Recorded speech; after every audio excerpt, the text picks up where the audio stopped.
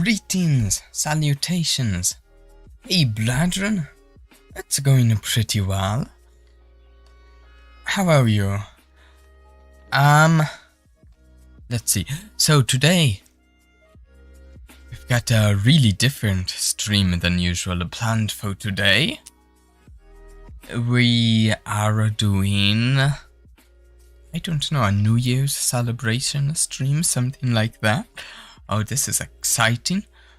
A little nervous because this is unusual for me. I've never done something quite like this stream, I don't think.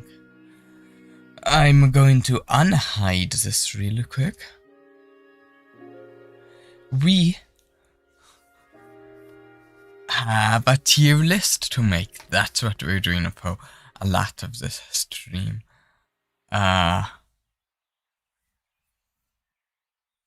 Let's see, wait, I should, maybe that looks better. Yeah, I'm blacking less of the chat now. Just a slight bit of the chat is blacked by my head. Yeah, so we are going to make a tier list out of all of the, not all of the streams, but all of the games that I streamed this year. It's a little weird though, because I've streamed more times than this, and I have in my own time played other games than this. This is just where the games and streams intersect. After this, I've got a little New Year's resolution thing planned we'll do after the tier list. I don't think this stream is going to take too long on the whole, but I think it should be kind of fun.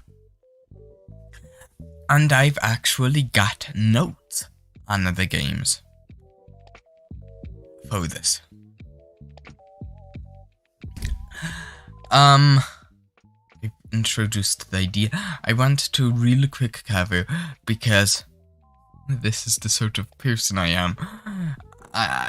The games, I have 3 categories that I want to pay attention to when talking about we won't talk about each category every time. Some games it just doesn't apply to, but some of them it's important. I have 3 categories. The first one being gameplay, which is very obvious, just is it a good game? The second one being affordability. Is it an affordable game? Some games are really expensive, some games are free, but that's not even always a fantastic tell as to how good it is. Hey Fred, how's it going? And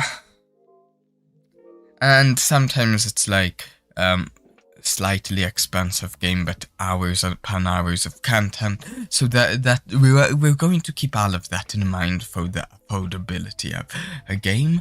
And then the third thing is just streamability, I'm calling it. That's not really a word, but certain games were buggy for me on the stream, and I'm just going to have to lower them on the tier list because of that. I think it makes sense to use those 3 categories: gameplay, affordability, and streamability here to rate the games. We have, I think it's 26, 27 games/streams to categorize. Streamability is a great word? Yes, exactly. And there's only really one place we can start with this list. We have to start with my first stream ever. It is on here, and I doubt, I don't think anyone's seen it. But we have to start with, I'm just going to put it in the middle for now. Yeah, it's like a story that is not suitable to be a movie. Yeah. I mean, this isn't the category I'm putting it in. We're just going to put it here while I talk about it. Minecraft. So, Minecraft rates. I'm just going to say it rates pretty well on affordability. You get countless hours. Well, how do I want to talk about this? Not just going to go category by category. I want to talk about how we streamed it. We were streaming a multiplayer survival world. We only got, I think we got 4 streams out of it. I'm going to say I think we will return to Minecraft at some point in time, but it just didn't work out at that point in time for the stream. So it loses some on streamability. It gains some on affordability because you get, I don't know how to put it, unlimited. You just get so much for buying Minecraft, and at least with the version of the game I use, you don't pay anything ever again. I bought it 10 years ago and have gotten countless hours from it. I forgot one thing. I said the criteria. There's also, I wrote up a tiny bit about what each category means. Starting at the bottom, if I put something in the D category, I just cannot recommend that at all. It's just going to be one that I can't recommend. C is one that's rough around the edges. A lot of times that means we encountered bugs playing it. B is just average, don't really have anything down for it. A, it doesn't really waste your time. It's an enjoyable experience. Doesn't really waste your money either. And S, I've got S as, if I put something in S, just play it. It's a great experience. In my opinion, it's just completely worth it.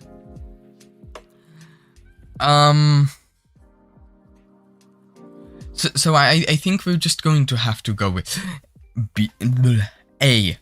And we might move some of these around as we go, but I think we just go with A for the Minecraft stream.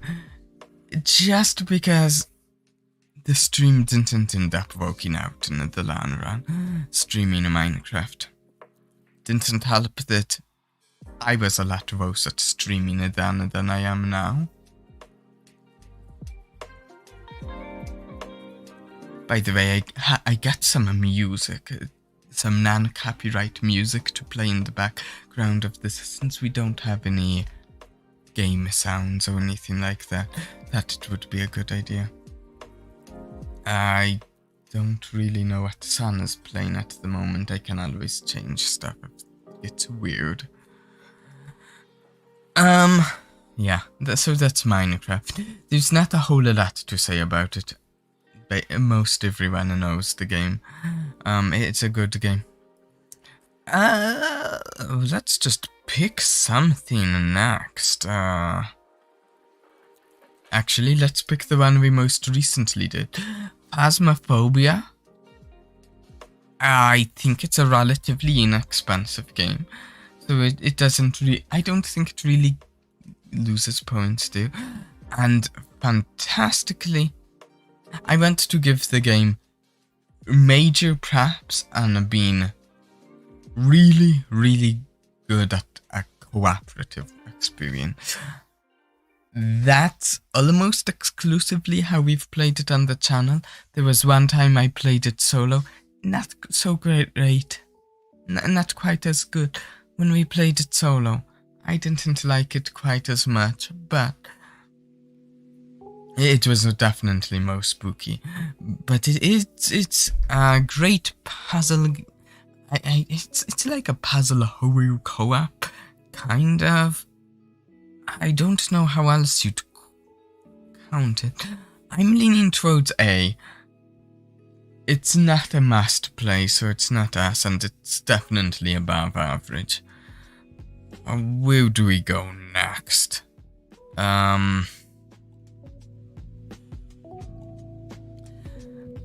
I'm going to the first one on the list at the moment, here.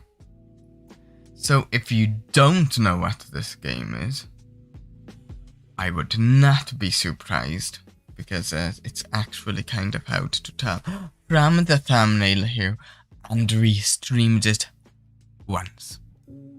One time. This is Stellaris for you. It's a 4X game made by Paradox Interactive, and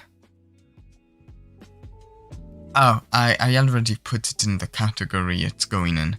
It is going to be a C. So I've thought about this one. The reason we haven't played it more is not because it's a bad game, but because of one primary reason. I just didn't find it very easy to stream the game. It's a game with just lots of numbers and lots of strategy. We've played strategy games on a stream before, but just the strategy's on a whole another level on Stellaris, and I don't even know if I'm that good at the strategy of Stellaris. So trying to do the strategy in it at the same time as paying attention to the strategy and the stream and making it in, it's just really big penalties in the streamability category. But I have to say on the other hand, it wasn't a good stream. But if someone watching this, if you're someone who does love 4X, as in like, what, don't remember what the 4X's stand for, exterminate, explore, I don't know. It has technology tree, you go around the galaxy, it's fun. It's hard for me to describe how much fun it is, because when I streamed it, it did not look fun. I'm going to say real quick, I'm going to read a number to the stream right now. This is my playtime on Steam of Stellaris. I have 1,183 hours in that game. I don't think we'll play it again on the stream, but I will probably play it myself. It just doesn't work for the stream is the problem. Let's go with a game that I can give a very solid S to. I know we've got one in here somewhere. We have, I think, Little Nightmares 2. I actually, as I say this, I want to check its price, because it could lose some if it's terribly expensive. Actually, so it is $30 total, and it's actually on a 67% sale right now. So it's cheap enough on the regular, and actually now that I think about it, it's now's a good time to buy it too if you're interested. I'm not paid to say that or anything. It just came up. Very good storyline. In fact, it's left me even wanting to maybe make a video on like theories about the story that happened in it. And I've talked to someone I know who's played it about maybe this or that with the story.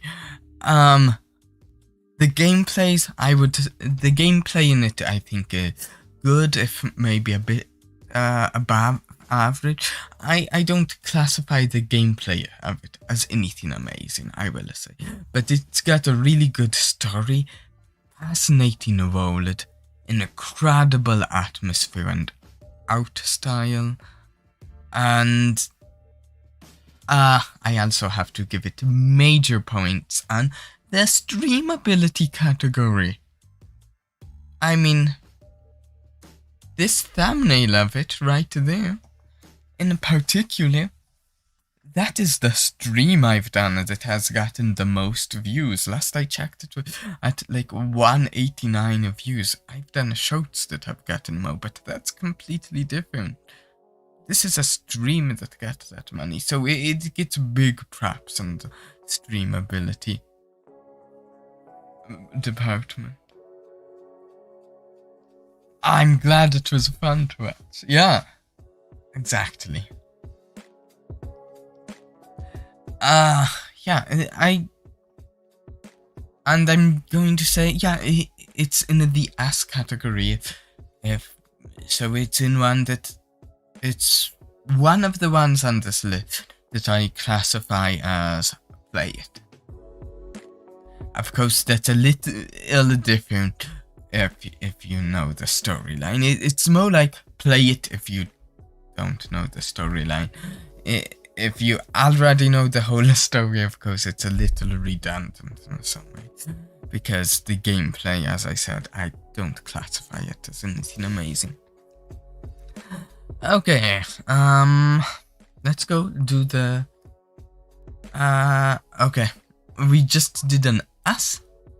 We're going to pop to the other end of the spectrum. The one that... Death and Taxes. This was one of my earliest streams, Death and Taxes.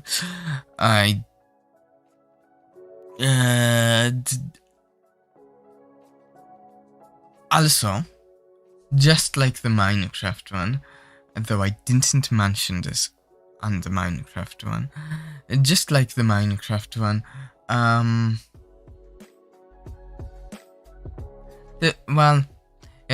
we played this before I had a vtuber model, so that's different. But I have to say, I've got a note. I think it's 2 roads for Death and Taxes. Let me check my note. Death and Taxes. In the 2 roads, my note is 2, as in TOO. 2 real. It's a very... In some ways, you can say that the game Death and Taxes is very unrealistic. I mean, you play as a Grim Reaper who does paperwork to get people to die. You woke in a office with millions of other Grim Reapers, I think. It's been a while, so don't quote me on the description of the game. But the premise of the game is sure. It's not remotely real. However,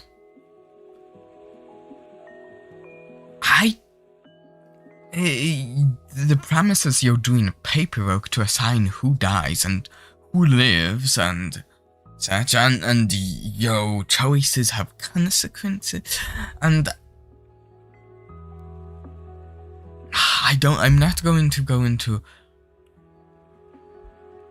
detail here, but for me personally, it's just too close to real life stuff that I deal with.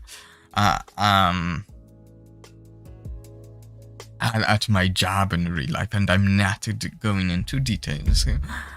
But I deal with loads of paperwork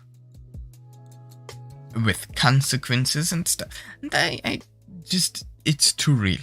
And I'm going to say it is one of the ones on this list that I can certainly say I don't think we'll ever stream again, and I also cannot recommend it. I've heard it seems to have a good story and stuff, but I just can't recommend it.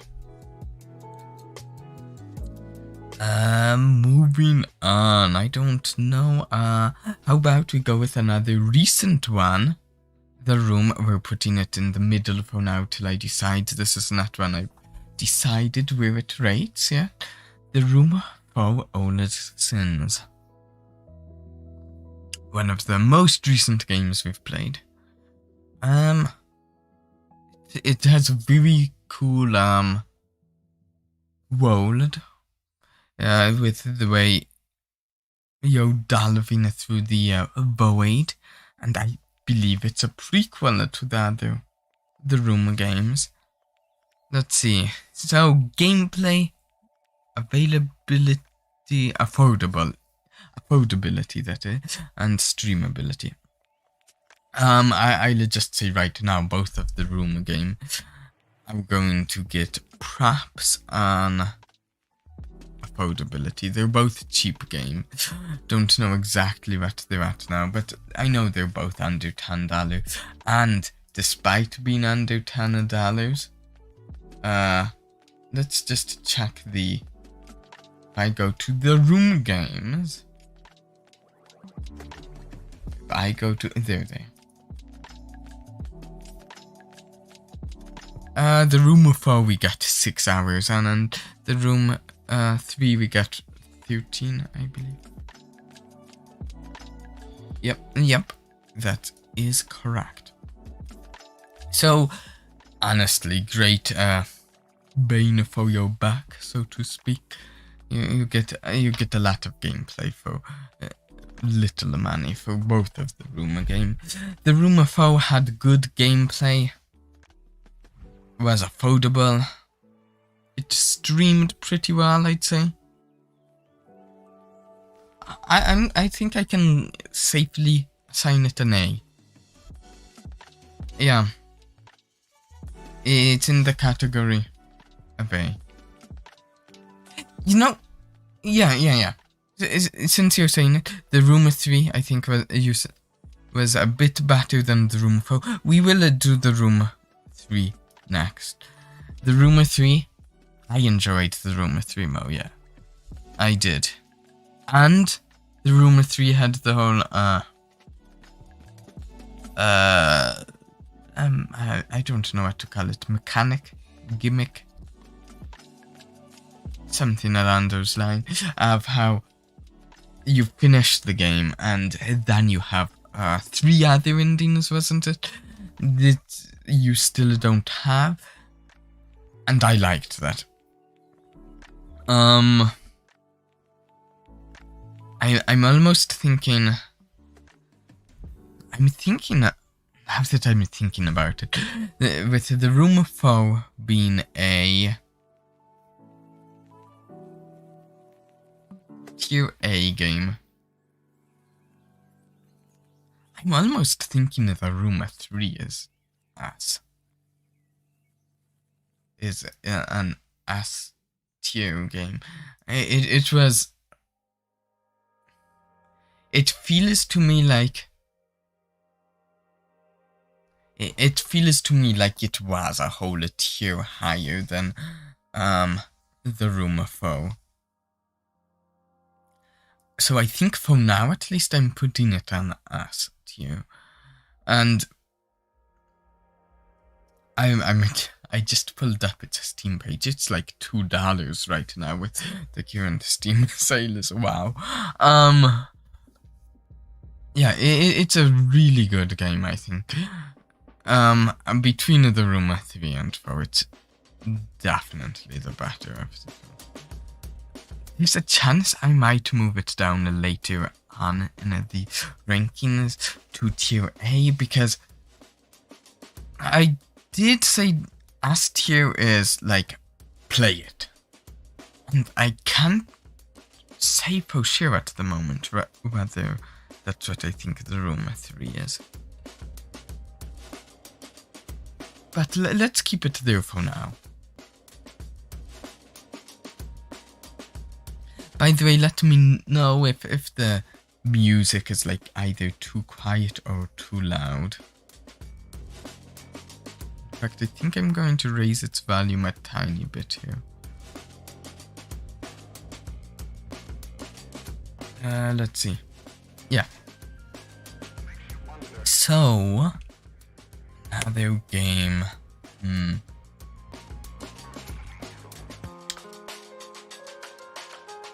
Let's go with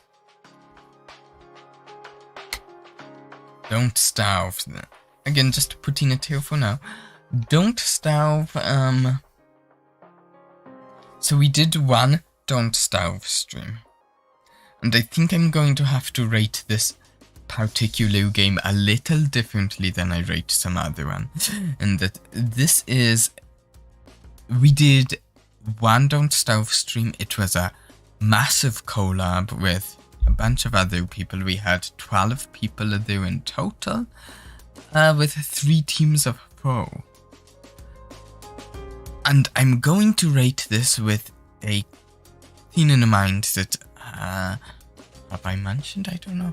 I think the plan was, at least as we discussed at the end of the stream. Oh, thanks for letting me know about the music. Soon. Yeah. I think the plan is that we're going to do more on that Don't Starve world. We're going to...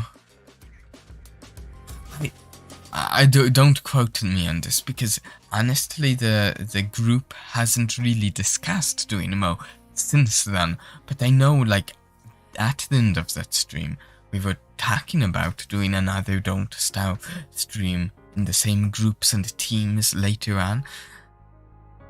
I'm totally down with that to join them on that again. Sounds fun. So now that I said all that, I'm going to talk about Don't Starve for a moment. That was about the specific collab about Don't Starve. I haven't played much Don't Starve before. That was some of my only experience playing it. No, I've played a few hours of it before. I found it immensely difficult before. That's how I should put it. All that said, that particular experience playing at collab with a bunch of people, that was the best experience I've ever had in Don't Starve. It was very fun. Now, the unfortunate thing here is whatever category I'm putting this in, I have to bump it down because the person who played it. I'm bumping it down because I did poorly.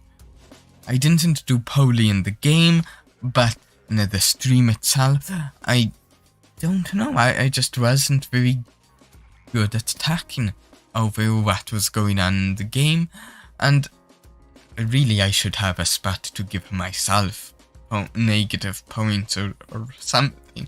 But I just don't know what happened. I didn't deliver very good narrative.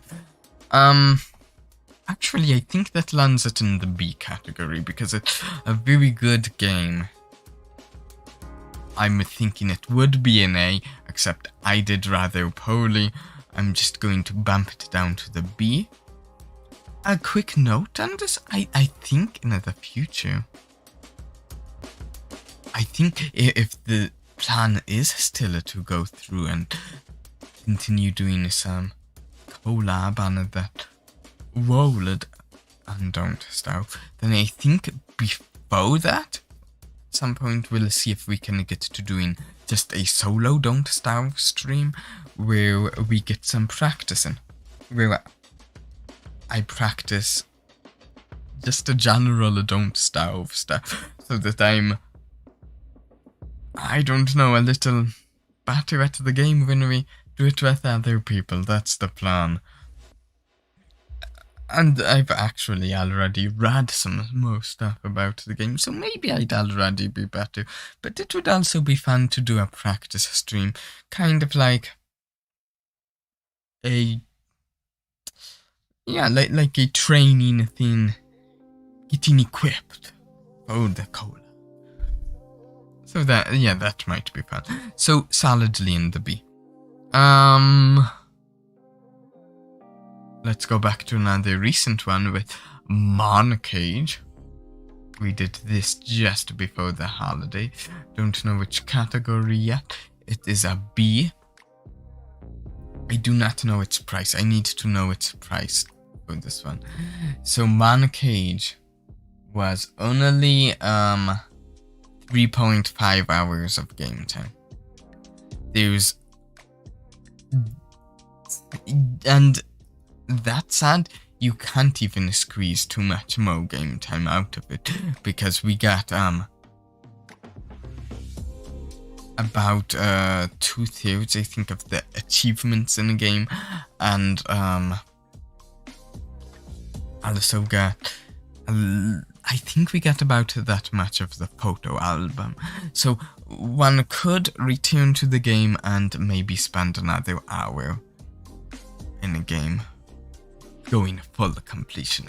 So it is not a LAN game in any regard. That said, it looks like the price of the game is $15, currently 30% off, in case anyone is wondering. Well, that's a tough call. I want to say it's not 3 hours of game time for $15 or $10 right now. Is the funny thing is that's kind of on the cheaper side for a game, but I still feel it's honestly slightly more expensive than I'd prefer. So I think wherever we put it on the tier chart, on the tier list, I mean, it has to be with the caveat that it's a game you want to buy on a sale, as I think $15 is a bit much for a 3-hour game. Gameplay. The puzzles were fascinating. It was a mind-bending, puzzly game. It had a simplistic, but I'd say heartwarming story. And also I'd say an interesting story. The story wasn't exactly in your face. I couldn't really tell you exactly what the story was, but it was there. I could like stumble around what the story is, but yeah, you know, it's not exactly a story. I'm going to have to also take points off because the controllers were kind of clunky.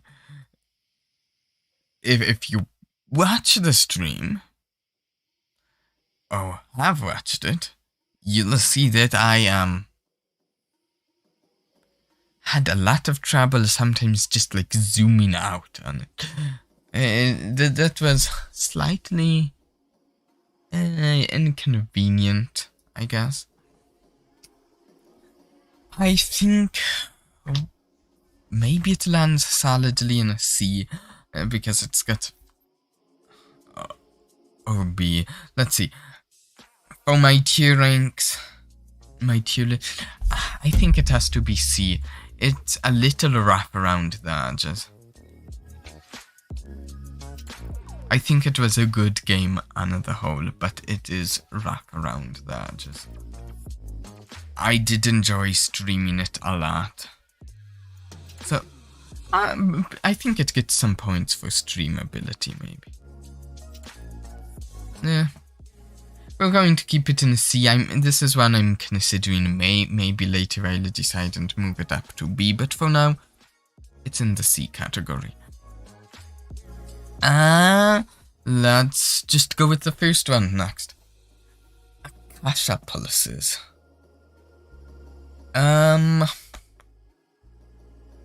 Wait, it's not a Cash of Pulses, that's the name of the patch. The game is Genshin Impact. Genshin Impact is a gacha. It's a gacha game made by, what's the company? Holoverse? Hoyoverse? Something along those lines. I'm going to say it rates very highly in the game. In the gameplay category. But I'm going to also say that's the category it rates highest in. I'm going to cover affordability really quick. As far as the affordability goes on Genshin Impact, I classify it as being... I actually wrote a note on this one. Affordability wise, Genshin Impact is... I've got it here somewhere. I don't know where I have it. Oh, I actually do know where I have it. It's right here.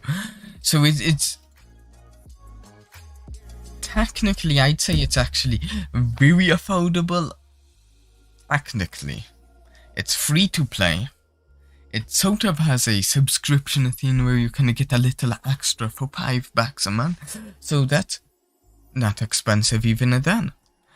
But it's also one of the games I know of that's like really up there at being extremely skilled at convincing people to play it. No, not play it, that's different. Convincing people to buy extra stuff in it. And that's going to actually, that's losing at some points in affordability. Like, on the technical level, a very affordable game, but it convinces people to play and to pay extra very, very effectively. If anyone is watching this and hasn't played it and is thinking about it, just know it's very good at convincing people to pay extra.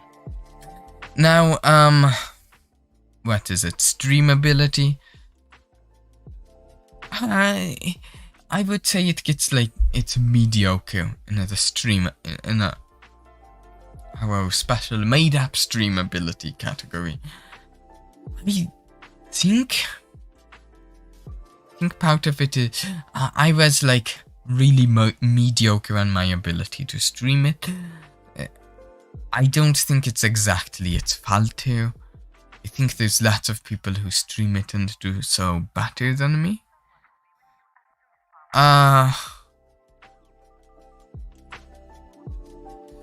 Yeah, it's nothing in particular, I don't think either. I just was slightly bad at it.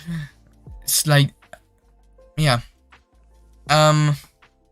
So, amazing gameplay. The gameplay itself is enough to land it in the S tier, I'd say.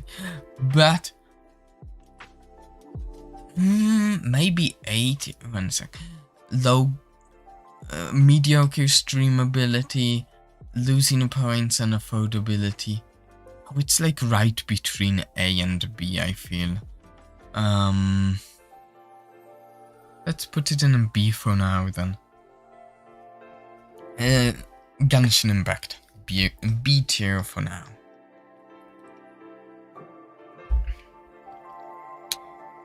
Let's do another dive into the past.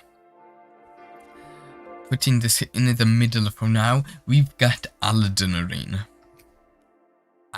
This is a game that a lot of people have loved. We did one stream of it. Okay, that tells you something right there. You cannot get through the game Elden Ring in one stream. Don't care how long that stream was, you can't get through it in one stream. It is it's normally a $60 game, so it's expensive. It's on sale right now, technically.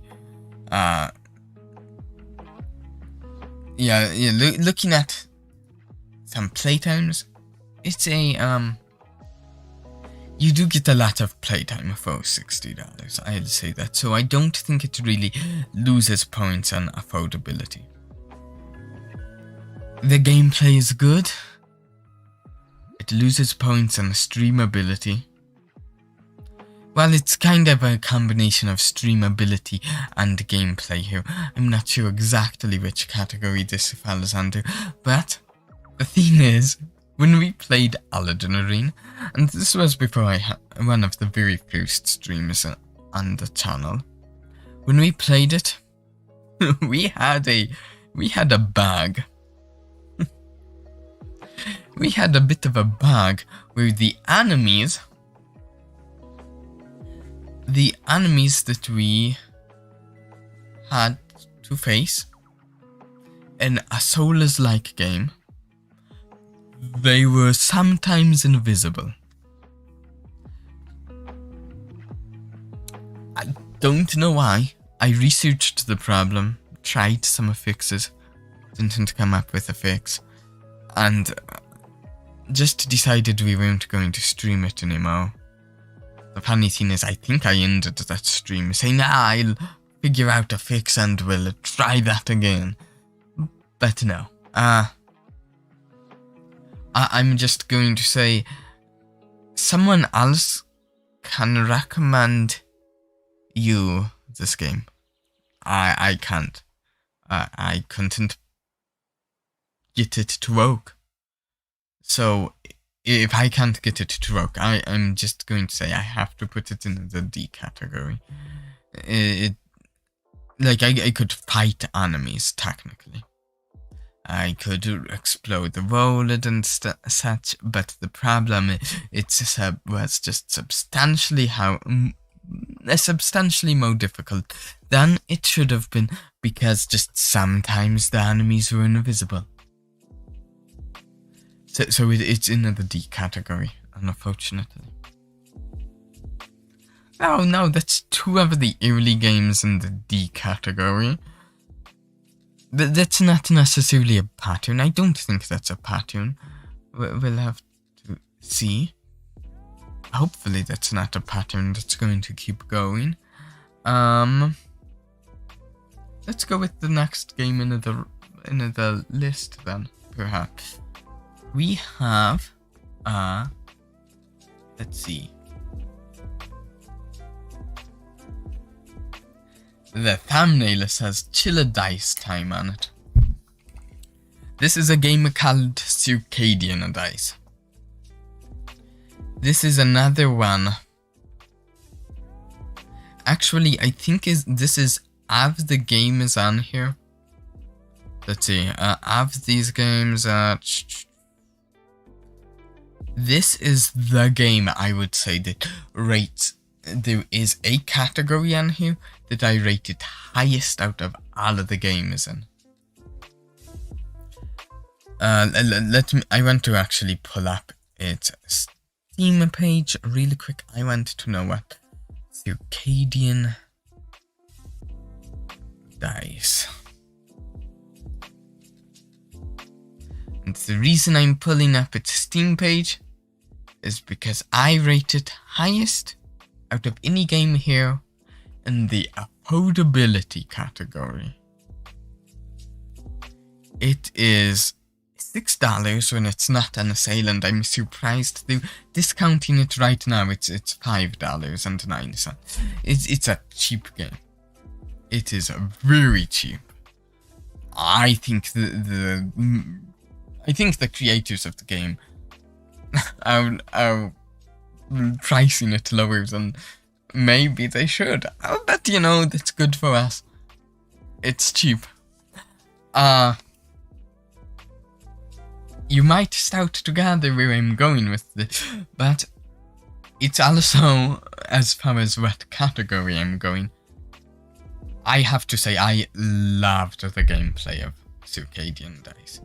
It is not necessarily a game for everyone, but here's who it is for.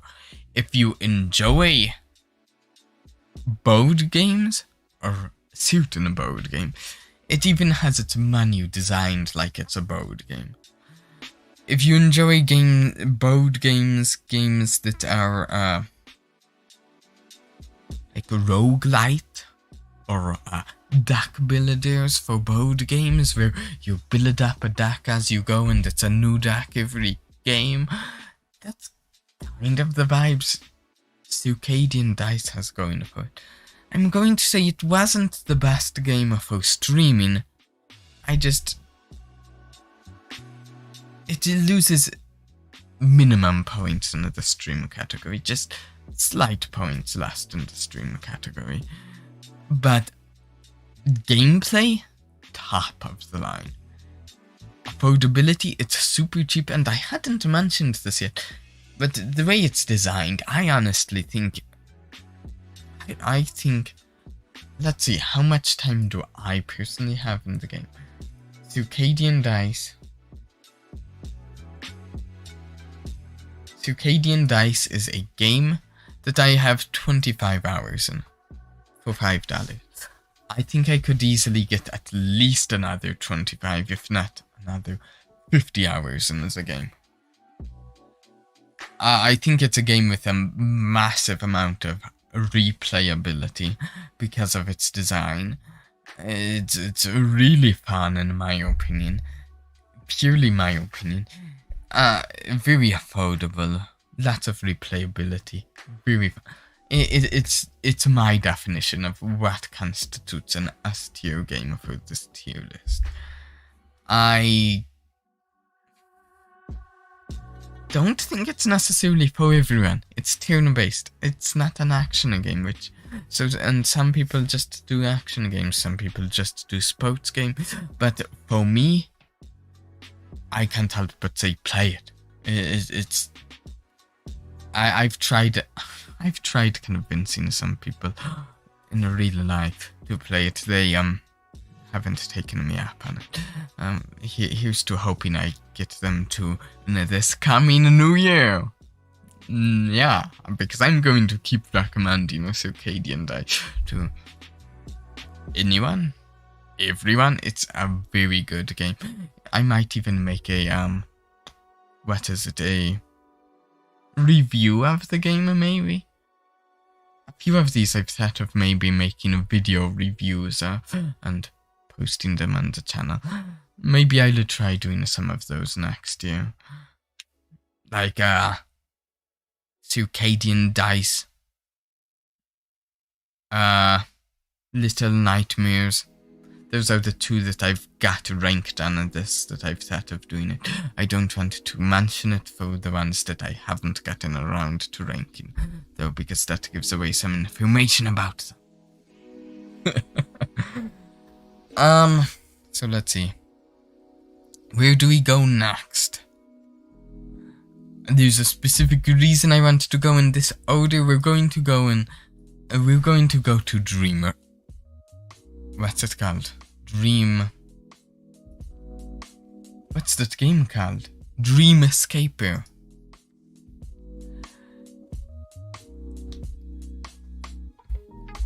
We've only done a few Dream Escaper streams. Actually, maybe we've done a handful of them. Haven't done it for a bit. It's a roguelite game. I've really enjoyed roguelite games the past year. This is now the second one on the tier list. Circadian Dice is a roguelite of a completely different nature. Dream Escaper is a roguelite where you battle nightmares. Completely different nightmares than the nightmares in Little Nightmares, though. You need only take a look at the art style of the game to know that much. Maybe I can real quick go and show a picture of the art style of the game. I just pull that up really quick, because this is relevant to the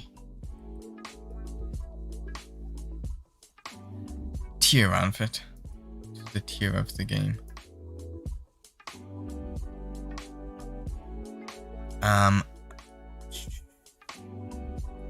let's see. I've never done. How's that look on the stream? Yeah, there's some pictures of Dreamscaper. It has a very unique style. There's a picture of the main character. It has an incredibly unique style. The characters don't even have faces on their models, which at first sounds very off-putting, but I found the art style of the game to be rather endearing myself. We do not actually have a category for art style out of the 3 categories, so I think we just kind of count it as an aside plus. The gameplay is good for it. It's average streamability. What else to say about it? I think it's affordable. It's a roguelite with lots of replayability. I'll say on the whole, most of this is off stream, but on the whole, I've actually played it for 124 hours logged on Steam. It is $25. And it's even on sale right now, 50%. So, I think it's going to be an A-tier game for me. This is such a game that if one is interested in action roguelites, I say you might need to play it, but honestly, the biggest thing about the game to me is it got a delightful art style. It has a soothing atmosphere, which is really weird for an action game, but it's an action game with a soothing atmosphere. I don't honestly really know another game I can't think of another game I've played like that. And it's also got a story that how do I put it? It's got a good character arcs in the story. Now that I think about it, I haven't thought about this before, but its story is essentially built completely on character arc. It's character arc the story. Character arc the game. Yeah. The reason we just did those 2 games is because I need to go and do Cult of the Lamb next. So Cult of the Lamb here, I'm just putting it in a B for now. Who knows, maybe it'll stay in a B. It's a game that I think has much acclaim. Lots of people have rated it very highly this year. So I think it's an important one for us to get to ranking. Let's see. I need to know its affordability. It's a $25 game. I think it rates highly in the affordability category. I have not played enough of it for that to be a good price, but I do know that it is playable enough for that to be a good price point. Here's the deal though. I'm going to say it loses a little in the streamability category. Just for our stream in particular, it's a roguelite and it's got good gameplay, but honestly, it doesn't to me have any thing that makes it stand out from the other good roguelites that we have. We've got Dream Escaper here. We've got Circadian Dice up there. Do we have any other? Yangoud's a little roguelite like, sort of. It's procedurally generated. Inscription is another roguelite. So it just doesn't stand out to me. I'm not entirely sure. I'll have to honestly check some reviews and find out exactly why it's I don't know, laid claim to so many people. I don't know how else to put it. So many people have praised it highly. It's just going to be a solid B for it, I think. It's a good game, good gameplay, and everything. I don't really have anything negative to say about it, but I don't have anything that sets it above any other roguelites. It doesn't. Maybe some people like the art style. I don't dislike it, but I don't find it particular. We're just going to move on from it. I don't think I've got a whole lot to say. Maybe someday we'll run out of roguelites and come back to it. But I also have another roguelite we've never done on a stream that I got on a sale at one point called Children of Morta. I might have said that right. Might not have. But I want to play that on a stream sometime, and I'm more interested in it than a Cult of the Lamb. So, that's just the way things are. I do like the thumbnail I made for it. I think it's a cooler thumbnail. Anyways, wanted to do those two roguelites, then go into the information about Cult of the Lamb. Wanted to go, yeah. Let's see, where do we go next? Where do we go?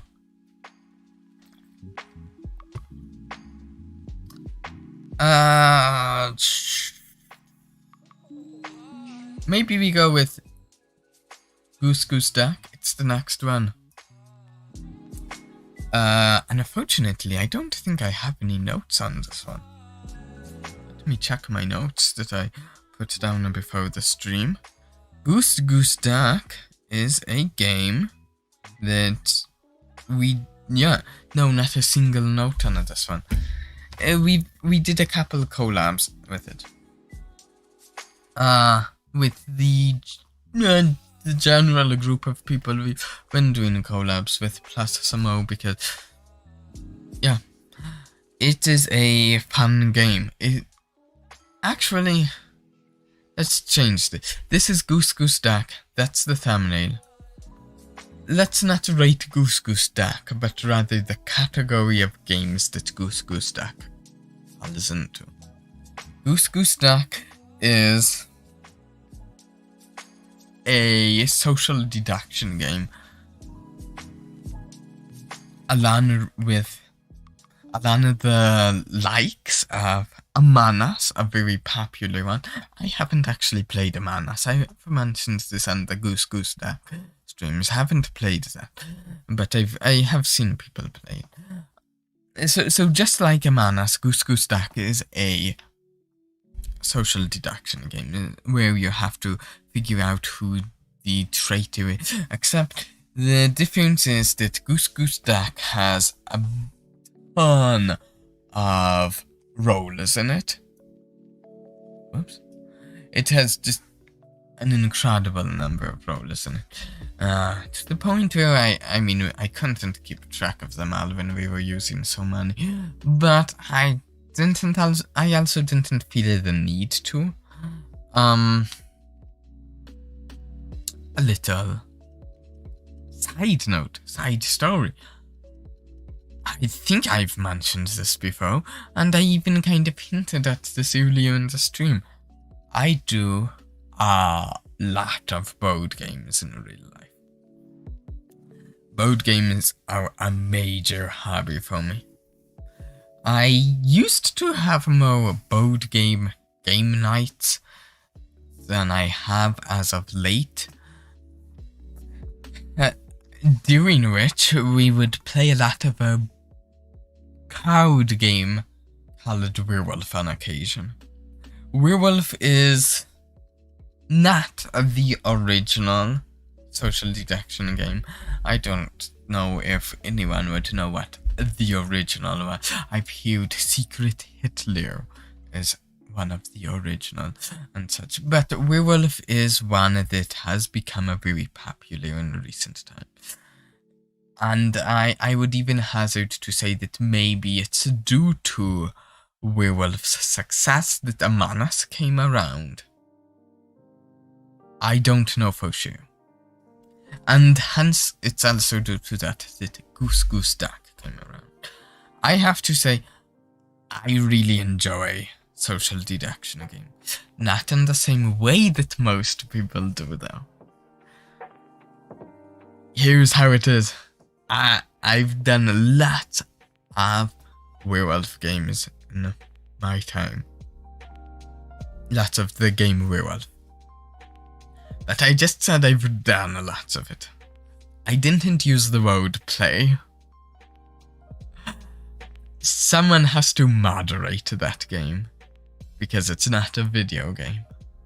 I almost exclusively played the role of the moderator in that, because that's what I enjoyed. I enjoyed picking out people's roles, causing chaos, and watching as people sling accusations and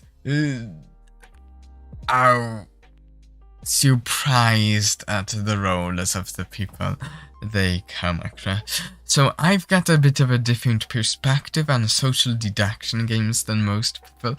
I almost like the role of a vtuber one of them the most. So I was horrible at the Goose Goose Duck. I found it very enjoyable, but I was terrible at actually playing that. Just appallingly bad for the most part. I think I had one very good round as the traitor, but other than that, and I think I had one or two good rounds as one of the innocents, or whatever they call it, but on the whole, I was very bad. Mostly because of the lying. I don't seem to be a fantastic liar.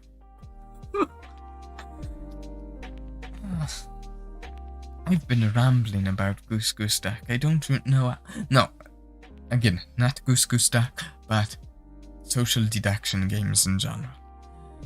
I'm going to classify it as bearing in mind that this is social deduction games on a whole, with the caveat that you need a good group of people to play this with. A social deduction game is that you don't want... There's like a set of things you don't want in your group. You don't want a group that's too immature, I'd say. I haven't had that happen too often to me myself, not on a stream, that's for sure. So I think it would be in the just flat out play it category if it wasn't for the fact that it can be hard to actually get together and play. So it just loses points for that. I'll say I wasn't terribly great at streaming it, but it's a whole category of games here. They're also very affordable in general as well. I feel like I rambled about that way longer than I should have. What was that? 6 hours I talked about Goose Goose Duck? Maybe closer to 5.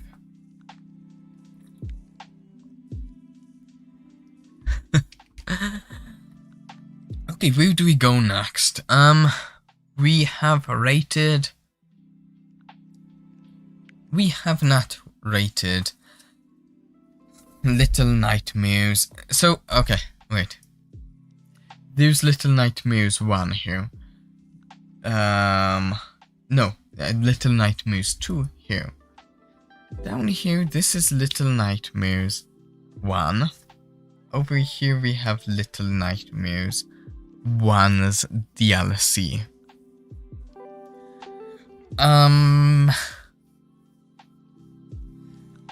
If I was to rank just the 3 of those from best to worst, I'm going to say right now, Little Nightmares 2 was best. Then came 1, and then the DLC for 1 was the worst. And I think I'd actually just put them down in the tier list that way. I'm going to put them out there right now. We've got Little Nightmares 1 and then the DLC for 1. Let's see what to say about Little Nightmares 1 and the DLC.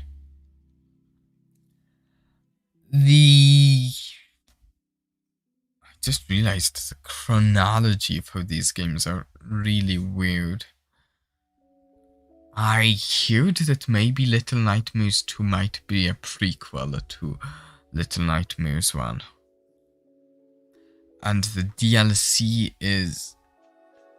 I think the DLC happens in between the two. If that's the case. The DLC happens before Little Nightmares 1. But like just right before it. So, what to say about them? Fantastic atmosphere. That's the thing that you can't go wrong with any of the Little Nightmares game. Or even the DLC. Is the atmosphere is very incredibly made. Creepy. I found them very creepy. Someone I talked to didn't find them quite as creepy as I did, but I found them very creepy. Yeah. Oh, that's a possibility because the character is 6, gets a yellow raincoat in a Little Nightmares 2. Yeah. Oh, that's what I saw someone say.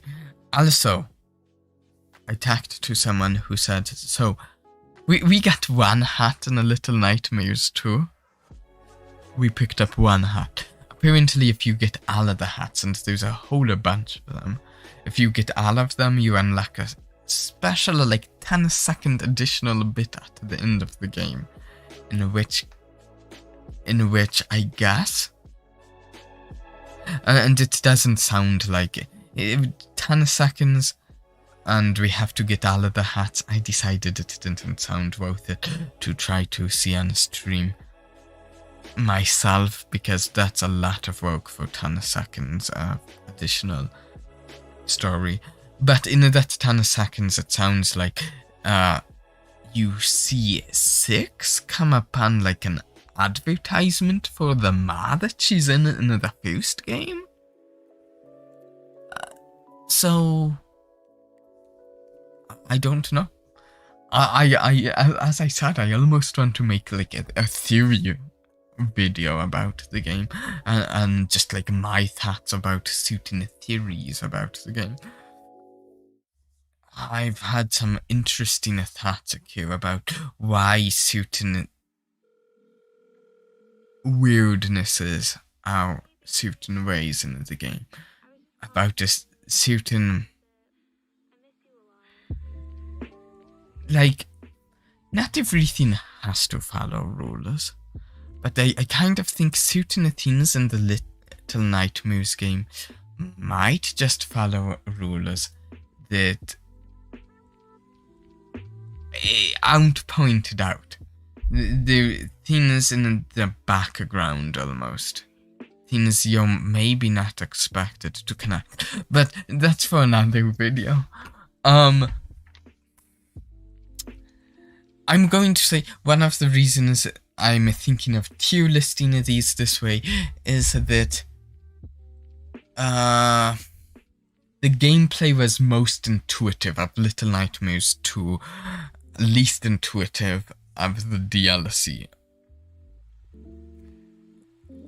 Certain puzzles and such. It was... yeah, just certain things, and in fact I've done some thinking and I know how I'd change, like, make a tweak to the DLC if I was the designer, to make it a lot more intuitive with a certain part of it, with a certain room that you have to stand up for statues, and I have an idea as to how. So I'm just going to say, maybe the DLC is on the same tier of the tier list, actually. I think the first game is a bit better than the DLC, though, and Little Nightmares 2 is just the best of them. Yeah, I think that I will do it for the Little Nightmares game. And if they ever come out with a Little Nightmares 3 game, I've got to play it and stream it too. I'd love for them to. I occasionally check these days if they have announced something to do with it.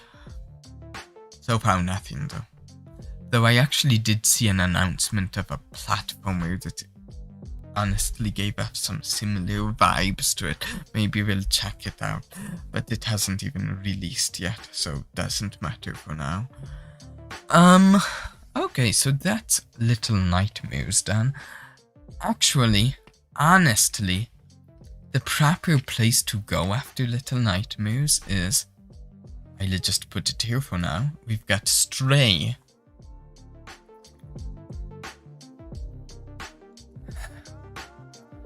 Stray we played in one stream. One big stream, playing it through the whole game. In hindsight, maybe I should have divided it into 2 streams. No, rather, if I played it now, I would divide it into 2 streams. And it probably would have been a little better that way. But gameplay, fantastic game. I think so. Unlike Cult of the Lamb, okay, so right here, these 2 games, Stray, Cult of the Lamb, both of them get brought up as far as like conversations for like best games of this particular year, 2022. Stray is brought up, same with Cult of the Lamb. Let's check affordability really quick because I don't know. Stray is $30 normally. It's currently on sale though, but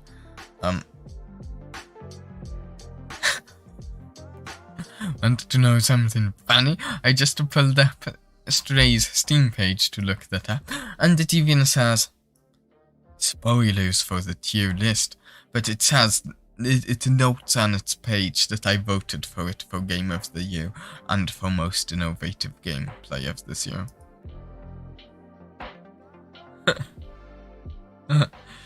Yeah, so that's all spoilers for where I'm going to rank it on the tier list. I have it rated extremely highly. It was fun. I don't want to say anything as that would spoil anyone watching the actual story. I want to note that now. There's things I almost want to say about the story for this, but I'm not saying it. The story's great. Stray was an awesome game. I watched so many live streams of Stray. You know, I actually should really watch someone play it. I have not. I should do that. A funny thing, a little anecdote. I was trying to get some little cat ears to put on top of my head for one streamer for it. It didn't work out. My goggles are just in the wrong place to do that. you could always go back and try to get different trophies during live stream. Oh, yes. You know, I hadn't thought about it. 1 second, let me see its page on my... Not on my Steam. Let me see it. It was such a good game.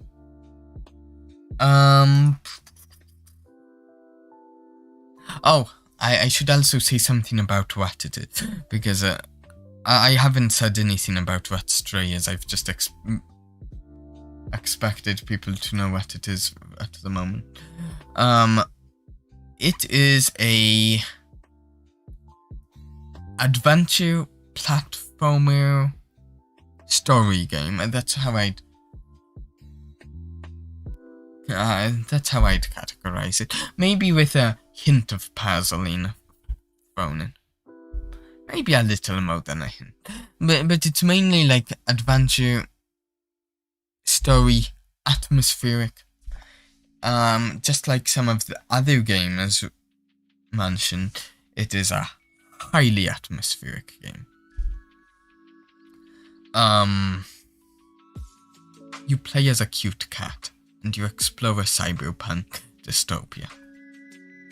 And there's a more story to that, but it's one of the cutest games ever.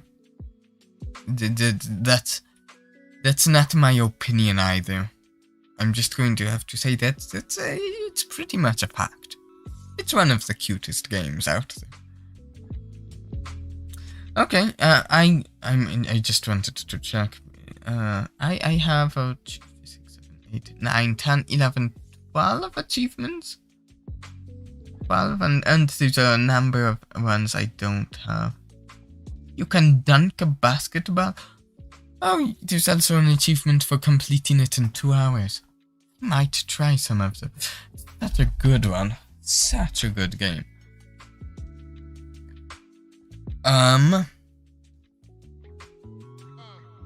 Okay, it has to go in that category. There's nothing else to it. If it loses points in any category, it's maybe that it loses a little in affordability. There are definitely far more affordable games on this list than Stray. Stray isn't expensive. It's $30, currently discounted down to $24.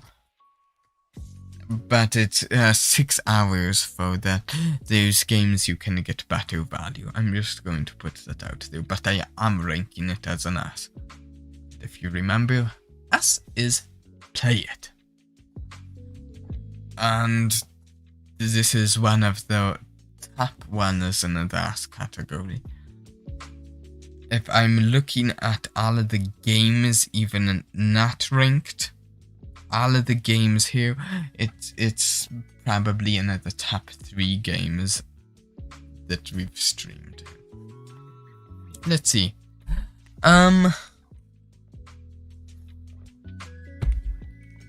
Let's go with an interesting one.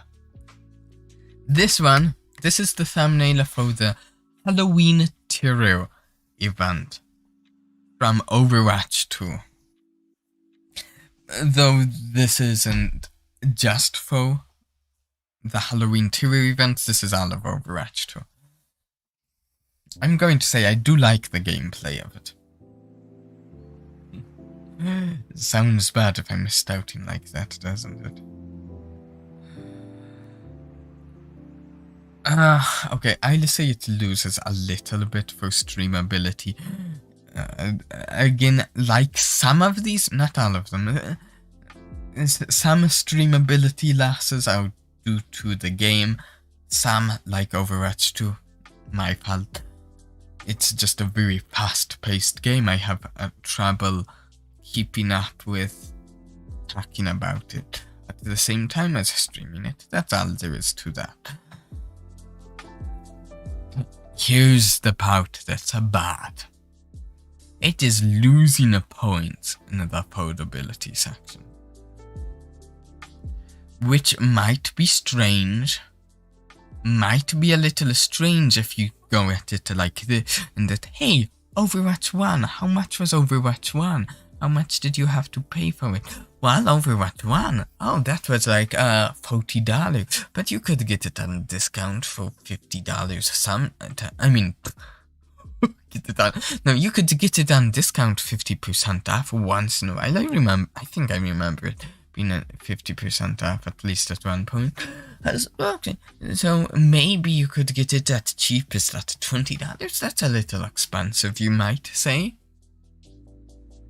$40. Deluxe edition of $60.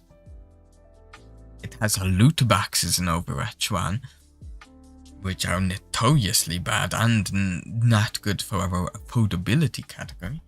So what about Overwatch 2? Well, Overwatch 2 got rid of all of that. Overwatch 2 got rid of loot boxes. They no longer do loot boxes, which is a practice that has been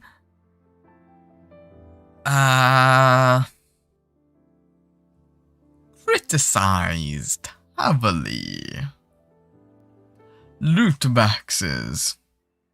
Bad. They're just not good. It's also free to play. Overwatch 2 is free to play. No loot boxes. It's free now.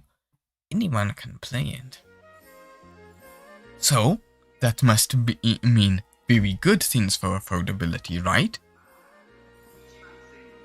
No. I'm sorry. If you're unfamiliar with the situation,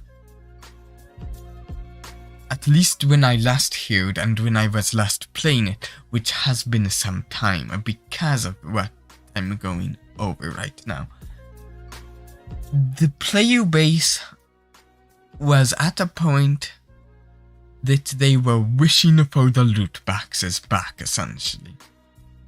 The monetization in Overwatch 2, atrocious. At least at the time that I last played it, I can't say bad enough things about it. Microtransactions to buy an in-game currency. You can't buy everything in a game that it looks like you can buy with the currency. There's a rotating shop of cosmetics. It's really...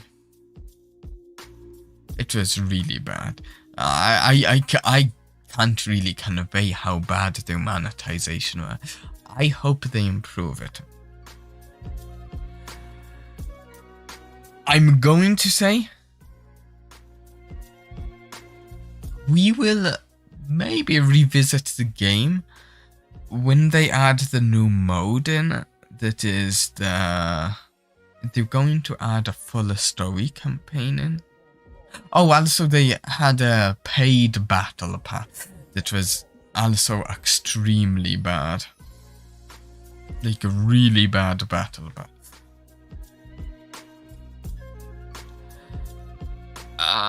I don't want to go back to it really when the monetization is so bad. It's one that's given me pause. I certainly want to try the campaign that they're going to release at some point. But there's a chance we might not if the monetization is as bad or worse. Even though we don't have to participate in it, it's just a sort of have to take a stand somewhere. I'm going to say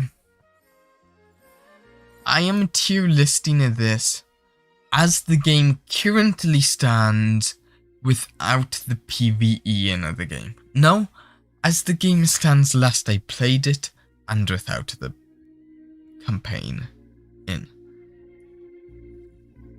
It has to be a D. until they hopefully change stuff. Overwatch 2 has to be a D. Which is really unfortunate. I really liked Overwatch 1. And I participated in the Overwatch 2 beta and everything.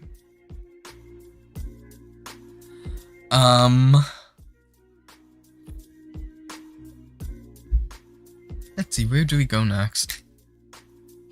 Let's go with an OLED one. We've got 3 OLED ones left. Which one? Let's go with Vanguard. This is not a very well-known game, is it? I don't think so. Vanguard. I had a lot of fun in it. Vanguard, I should pull up like a description of it. Most people wouldn't be familiar with it. It's a tune-based RPG. So there's lots of RPGs like this in some regards. I will really quick go over what it's like first. You control a party of heroes. You adventure through rather uninspired fantasy land. The world is nothing spectacular. The story is nothing spectacular.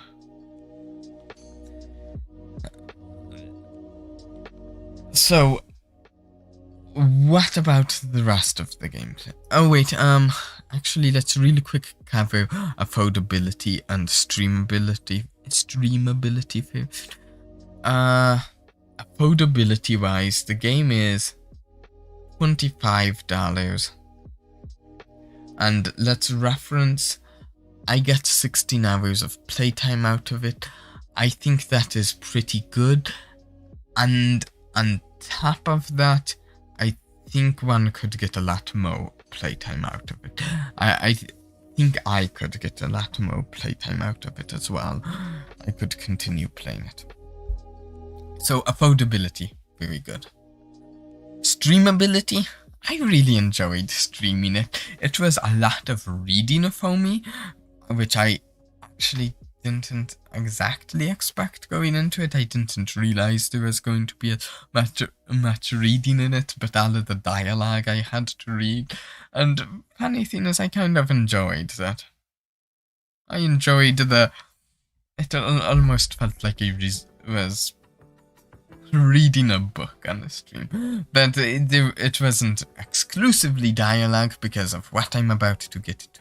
Here's where the gameplay gets less than just a generic everyday game. So it is a turn-based game, lots of strategy and evolved. There are two really fascinating, honestly, extremely fascinating features of the gameplay. Actually, before I say that, there was one big thing gameplay-wise I do hold it against it. It did have a number of typos throughout the game, which is really unfortunate. I think it does hurt the gameplay a little, but it's an indie game. I hope they get around to fixing the typos at some point. Maybe they have already even. So, the unique part about this game is twofold. There's two big things. One is that your character is how your character's abilities and stats are determined is based on their personality. As you go through the game and you make choices in the story with your character, it influences what their personality is, and like a really fiery personality-wise character also is strong with fiery spells and such. That is the most like obvious of these things, but there's also like other things like I don't remember them off the top of my head, but I found it really fascinating and interesting how they had the personality of your characters in the party influence what they were good at in a combat, and almost like a little back and forth there. And the other fascinating thing about Yangard is, what was it? Oh yes. Normally in games, most of the time, how do you determine your character's class? Most of the time it's just you pick it when you're creating the character. Sometimes you pick it later on, and sometimes it's entirely freeform. This isn't how Yangard is. Instead, your character's class is determined by what they hold in both their hands. Like, they have this whole chart that you can see in the options menu. Like, 2 swords is this class. If you hold a sword and a dagger, it's this class. A sword and a wand is this. A sword and a shield is this. I thought that was fascinating as well. So I have to give big props to Yangard on the 2 things, the class system and the abilities system. Those 2 things I found just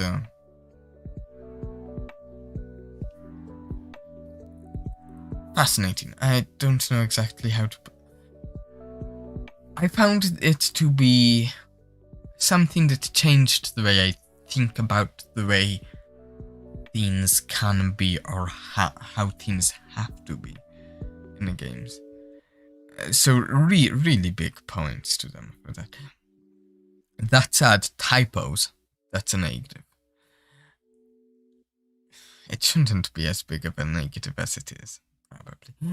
I also have to say I would have rather the story felt lacking, which is a little weird for me to say because of the way it is. But I would have liked at least 1 more act as part of the story, or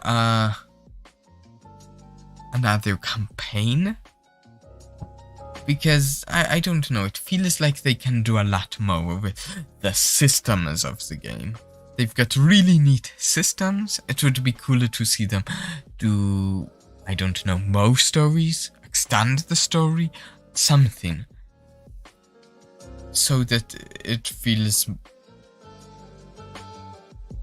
yeah. I feel like I put this in... maybe the B category. Yeah. The story's uninspired, I would say.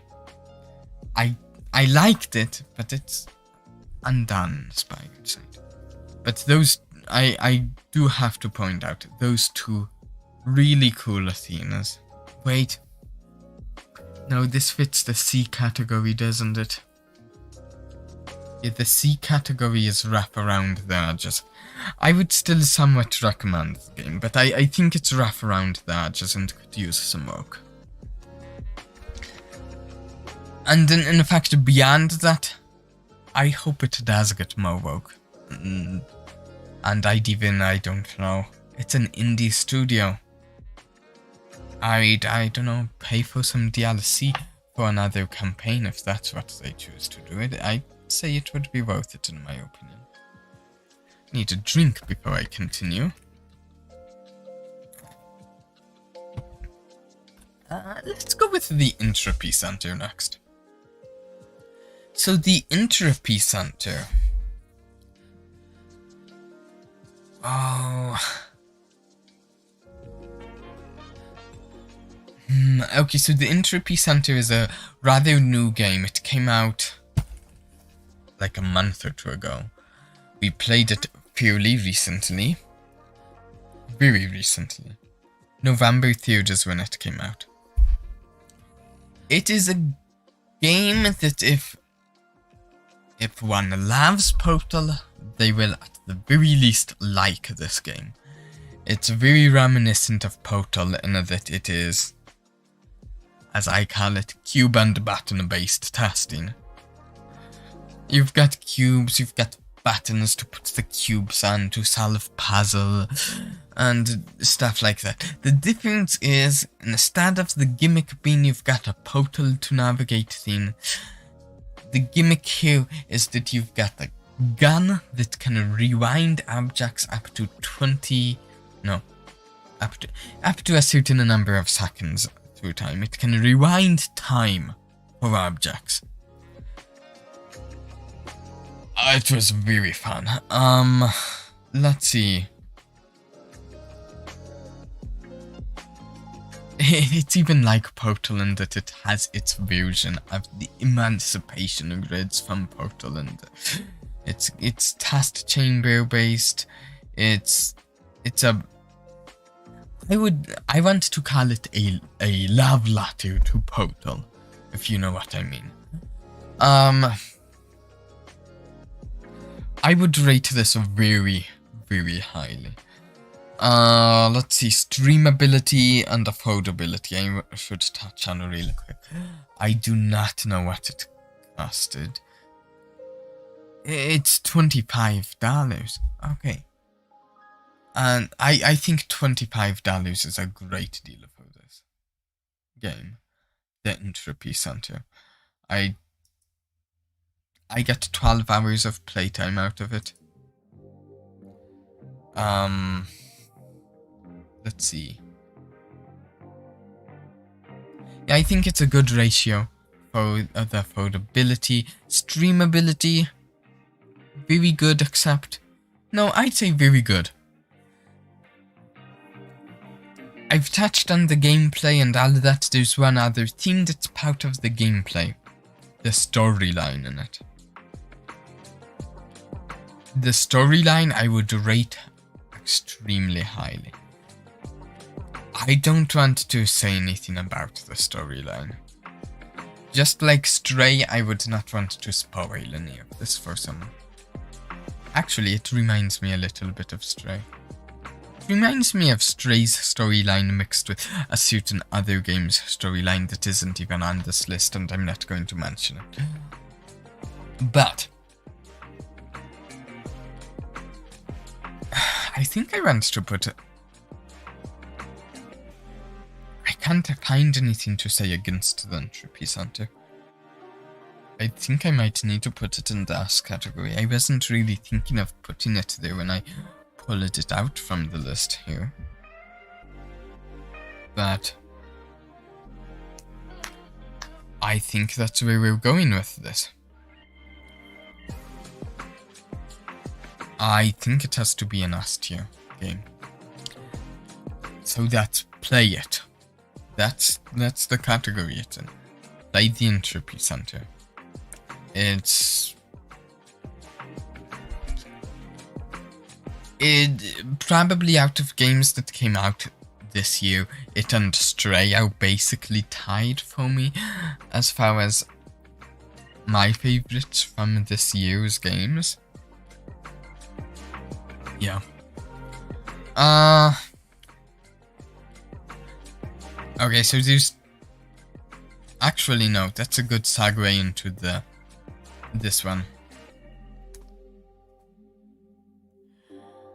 So this one is in a way very similar to the Entropy Center. In some ways, though, it's absolutely not.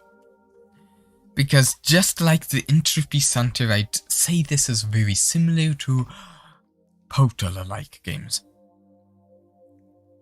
It's got, as I said with the Entropy Center, cube and button based testing. It's got cubes you pick up and you bring to buttons to solve puzzles.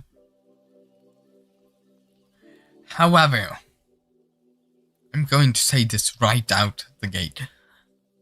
Did I say the game's name? This is Manifolded Garden. That's the name of the game. Manifolded Garden. It's a kind of weird name.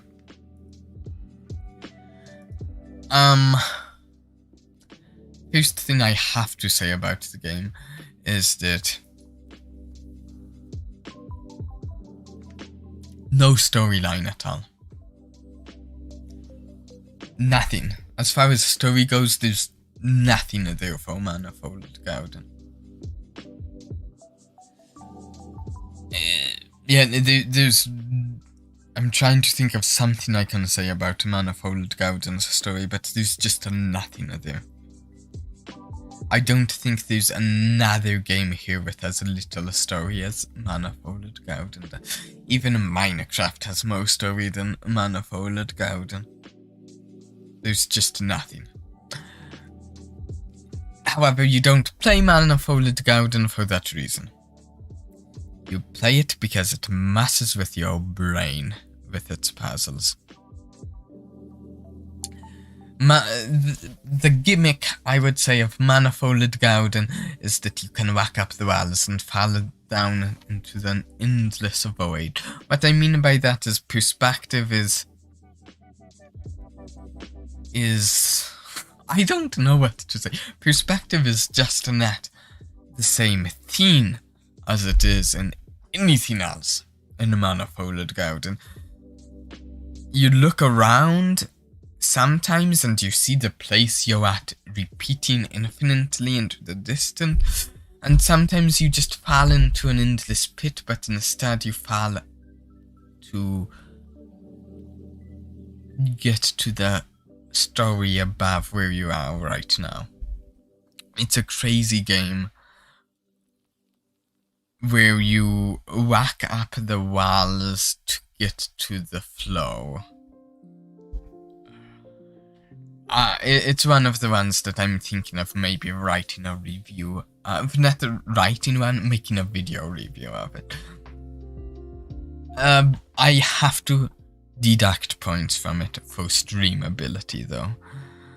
99.9% of players probably will play through the game just fine. We had a bit of an issue with the game where we did run into a game break in a bag. I think it was a very unique situation. I couldn't find any road of other people running into said bag. We had to restart the game. Luckily it wasn't too far into it though.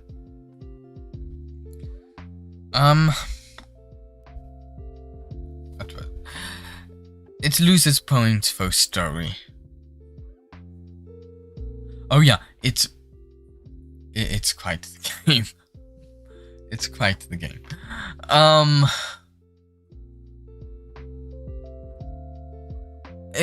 We played it over the course of 2 streams, by the way, I think it took us 2 streams. Actually, 2 streams on the same day. I've never done that any other time, but I did 2 streams in one day to get through it.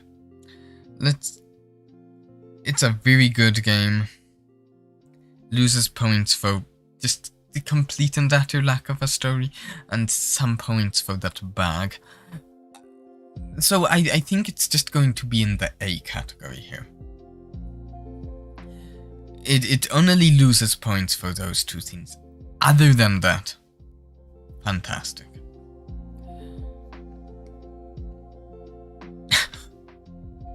I just can't believe they just couldn't come up with a single story for it, though. Nothing as far as the story goes. Kind of annoys me a little. I like the stories in games, so let's actually go with another old one here. Inscription. Inscription came out in, what was it, 2020? Let me check.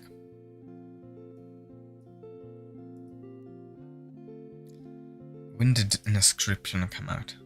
It came out in 2021 of October. I wish I had played it before I ended up playing it. I ended up playing it later than I would have liked. Inscription is a deck building roguelike. Oh, here's its description. A card-based odyssey that blends the deck-building roguelike, escape room-style puzzles and psychological horror into a blood-laced smoothie. Dellog still out the secrets inscribed upon the cards.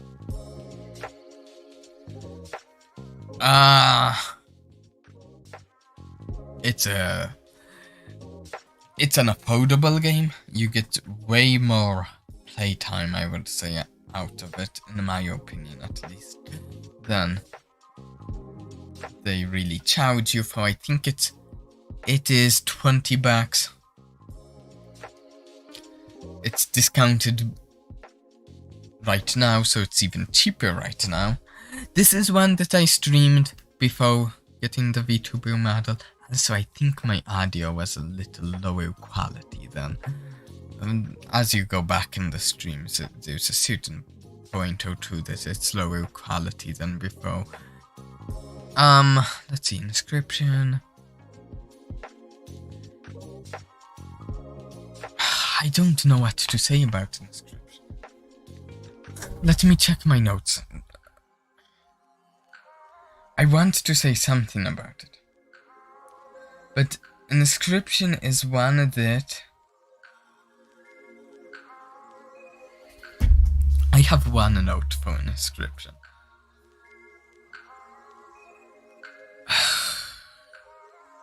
Okay, here's the note for an inscription. I'm going to read it word for word right now, what I had typed out for my note for it. Favorite game streamed so far?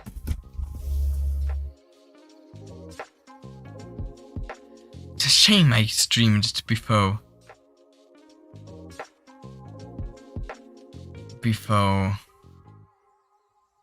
getting the Mado. Virtually all PC games nowadays only available online. Can people get physical copies of PC game? So the case of that is that you have to buy a collector's edition of a game these days to get the physical copy, because there are people who still play the game. Oh, there are people who collect games, and I do not fault them at all. Maybe if I had more money, I'd collect them. For instance, I think. Let me check. Let me check this collector's edition of a game that I just pulled up, that I thought of the top of my head. No, actually, I pulled up a collector's edition of a game here.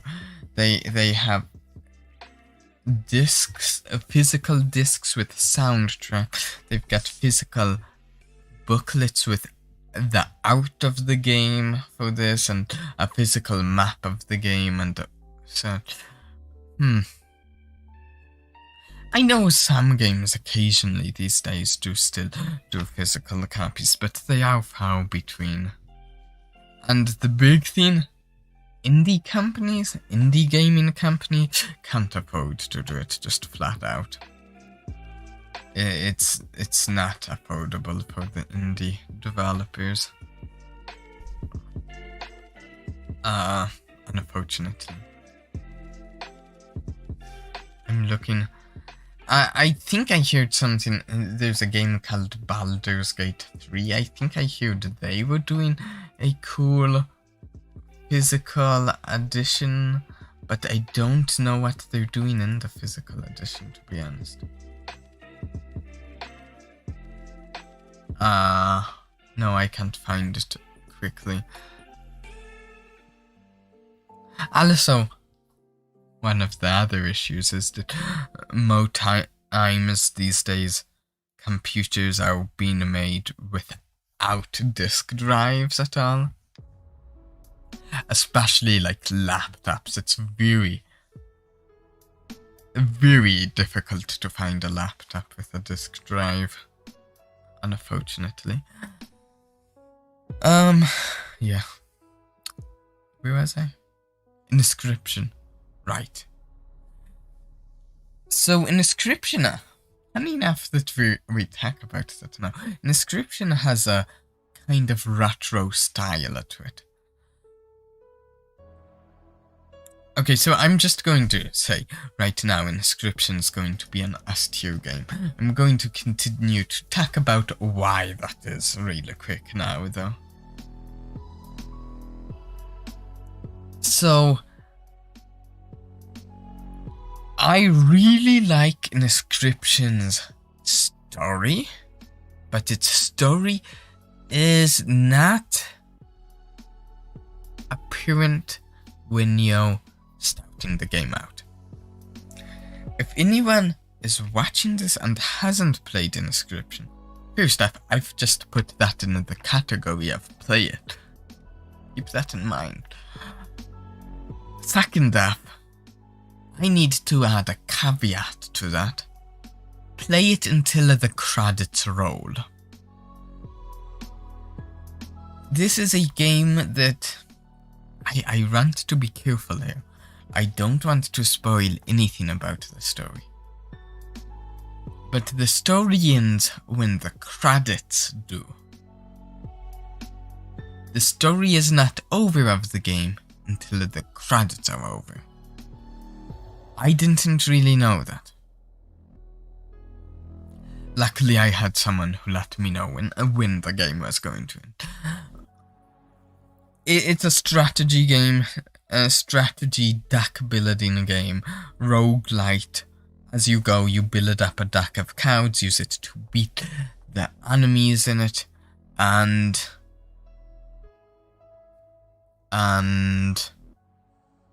knock the teeth out of people. It's got a sort of dark, gritty atmosphere to it, and the atmosphere that delights in the qualities of retro games, as well as it appreciates trading card games. I want to say more about the game,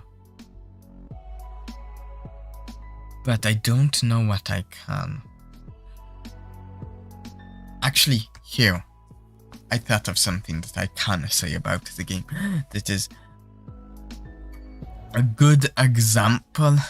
It's the teeniest bit spoilery for Inscription, but not very much.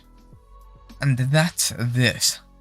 The cards in the game have abilities, they've got a cost to play them, they've got stats. But not everything that is on the card, no, not everything that the card does is on the card. There are cards that just say, this card does this, but you never actually entirely know what the card does, because the cards have like secret abilities sometimes. There's like one of the weakest looking cards in the game, in fact you just is very weak in your deck, but there's a special story event you can use it in. It's a strange game. I've never played anything like Inscription.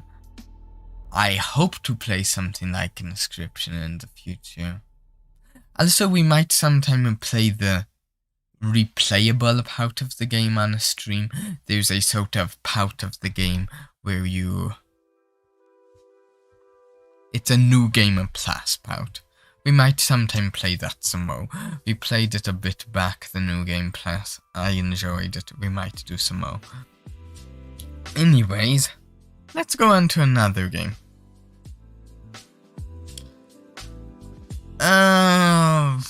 Well, just attack Warframe. We played a little Warframe a few weeks back. I want to point out really quick, I consider it a very affordable game. It's in every way I'd say it's free to play. You can buy cosmetics in it. If anyone is watching this now and hasn't played Warframe, I want to put out this bit of advice. Don't buy anything that is non-cosmetic for at least for a while. Because I think I have a friend of mine who I played it with. He kind of ruined the game for himself by buying too much of the stuff that wasn't cosmetic. It's a little hard to explain without going into too much depth, and I don't want to go into too much depth on the games here. But it's free to play. There's a shop. Technically, if you just buyed everything, you would think that the monetization of the game is really terrible, but it's a well monetized game. So there's affordability. I should also, in the affordability section, why don't we really quick mention, have I played very much of the game? Have I gotten much gameplay out of it? Let's just move this over here really quick.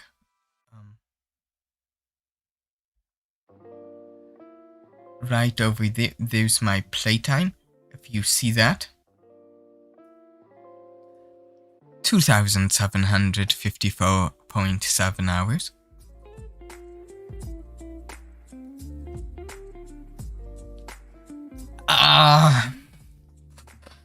Don't know how to explain my playtime of this one. I've just played it a lot. And I don't. It's a game that can use a lot of your time for free. And I consider that a good thing. Some people might not. Mainly people who are against video games, and I am clearly not one of those people because of what I'm doing right now. If you thought I was against video games while watching me do this, and that would be a little silly, wouldn't it? Warframe has high quality gameplay in that it's a grindy game. You grind for lots of stuff in the game, but it's made such that you have fun while doing it. It's a third person shooter, and that's where we're going to get to its negative. It's a third person shooter. It's got a negative in the streamability category. And this one is entirely on me. I'm bad at the game. After over 2,000 hours in the game, I still wouldn't consider myself good at the game. It's a little sad, isn't it? Yeah.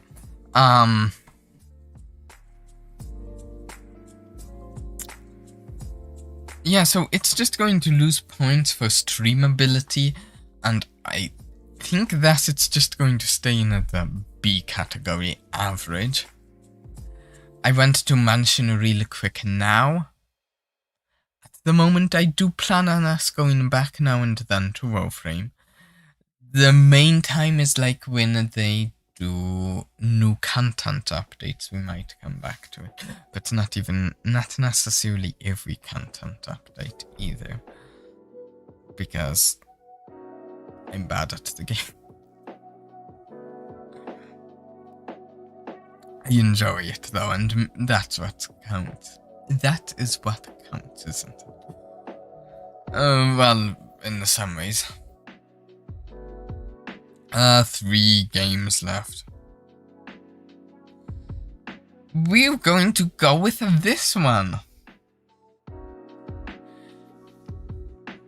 So this one, this is a thumbnail of a Magic the Gathering arena stream. If you don't know what Magic the Gathering Arena is, it is one of the, and it's just one of them, it's one of the digital clients for a card game, a trading card game called Magic the Gathering. So, this is a tough one to cover. I'm going to say right out the gates, this has massive negative for it as far as affordability goes. The main, it's pay to play, pay to win, both. I don't know how to say. Technically, Magic the Gathering Arena, you can play for free, and you can do these draft. You can play limited, where you. I'm not going to go into detail of the game in case someone watching this hasn't played the game. I don't want to bore anyone with the details. If this was a Magic stream, I would explain this in a further detail to anyone who needs further explanation, but that's not what we're doing on this stream. This is about how I rate this for the stream.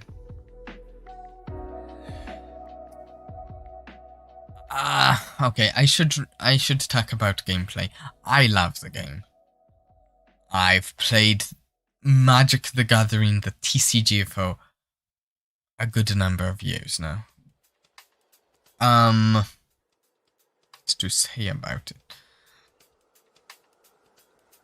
It's expensive to play because that's the way they make all of these trading card games.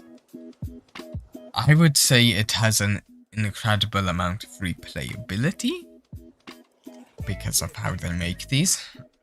What's our categories? Streamability, affordability, bad. Gameplay, good. I'm going to just rate it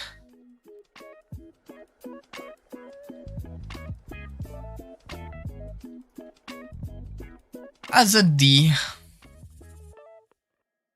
which is sad because I'm going to keep playing the game. I'm not going to stop playing the game, unlike any of the others I have in the don't play them category. I enjoy the game too much, but I cannot recommend it, especially the digital client. It seems they've been just making the digital client of it worse by the update. I don't think they've even got a full team of people working on it, despite them making massive amounts of money to be able to afford a full team of people to work on the digital client. I have to also say, as a side note, at the moment, there was an event, and I'm not going into detail because this isn't a Magic stream. But there was an event that occurred, and if you're in the Magic community, you easily know what I'm talking about. But there was an event that occurred in the recent months.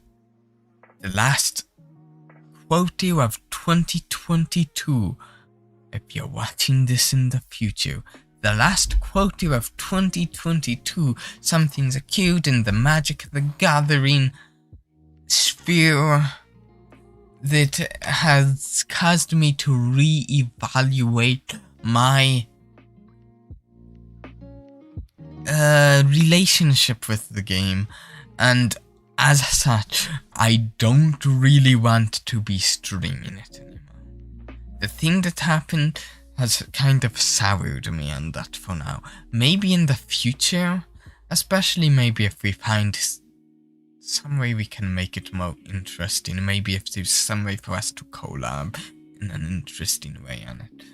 But until then, I can't recommend it, and because of recent events with Magic, I don't even really want to associate much with it. Okay, now we've got 2 games left. Do I have a dice to roll? How about... I do. I found a dice. I don't know which one to do next. We've got Rolled of Rowcraft and Potioncraft. And an ad roll we will do Rolled of Rowcraft even as Potioncraft.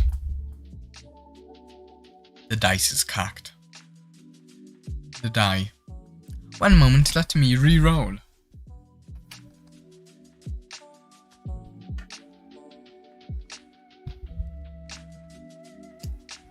Wow. 20. Just roll it a 20. We're doing a Potioncraft now.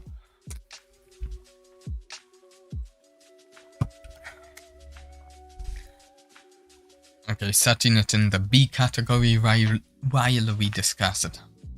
This is when I'm not sure what category it falls into. Let's see. Affordability. It's affordable. Don't remember its exact price, but this one's affordable. So the story for this is I got this when it first entered early access and it recently came out of early access. It is $15 and it's on a 20% sale right now on top of that.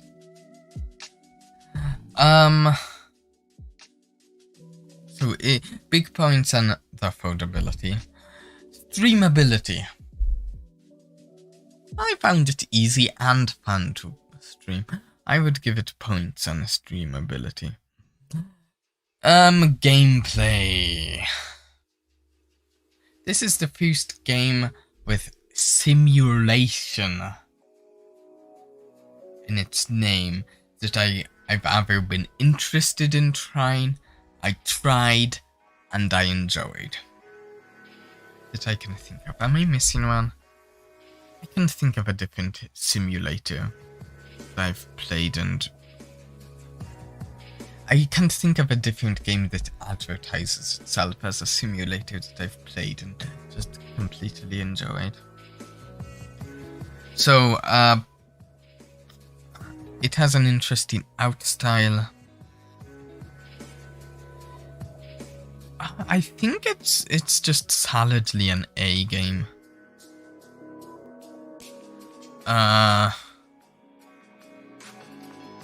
I don't think it's a just definitely play it, but what did I call it the A category in my notes? I've called A category as does not waste your time, enjoyable experience. It certainly doesn't. In fact, we'll probably stream some more of it sometime in the coming year, because there's more content of it. We didn't finish the game. And also they released something talking about all of the features they've got planned in the future. We'll probably play more of it. I don't really know a whole lot to say about Potioncraft Alchemist Simulator.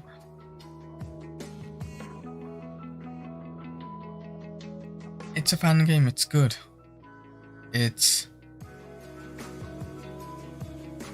a little puzzly trying to figure out the best ways to to craft the potions. It's a unique experience too. Interesting art style. That's all I think I can say about that. Let's talk about World of Warcraft. Actually, oh no, can we leave it down here? No? Okay. It's going in the B category while we discuss it. Let's see. What to say? I'm going to state my bias. This is one I've got to talk about my bias for. Of these games, let's see. Yeah, no, there's no game in this on this entire screen that I have played for as many years as I've played World of Warcraft. I've played World of Warcraft since Let me check. Oh, wow.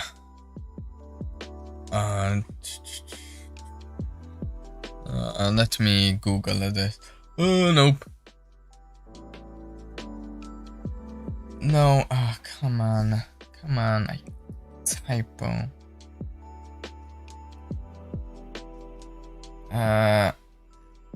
Since maybe 2009. I think I've played the game since like 2009. Up and down. Not straight through. But they've played it for a considerable amount of time. So I'm certainly biased on this one. That said, I think it loses points on streamability just because I could improve on my ability to stream it. Affordability, it loses points, and I have to admit that. I'm biased towards the game, but I have to admit it does lose points on affordability. Because of the fact that if you didn't know, World of Warcraft is a subscription-based game.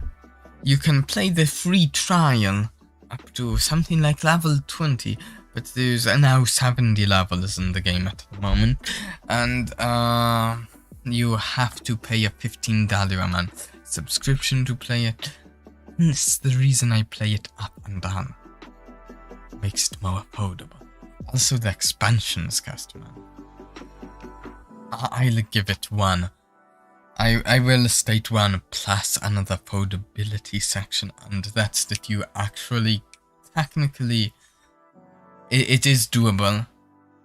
You do have to work on this. It's not an inherently easy thing, I'll say, but you can earn in-game gold and use the in-game gold if you have enough of it, which it really is a large amount of it. If you have enough of the in-game gold, you can use it to buy the stuff like the subscription, and you can use it to buy other stuff on the company's store, the Blizzard Battle.net store. It's a kind of weird system, and I'm not going into detail on it right now.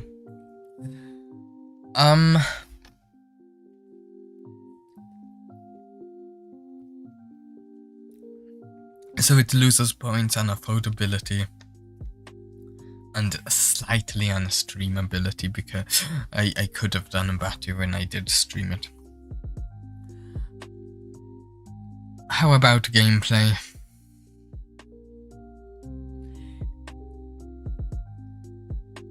I can't say anything bad. I don't know what to say bad about it for gameplay. I would not have played it so long if I thought there was much bad about the gameplay of this game.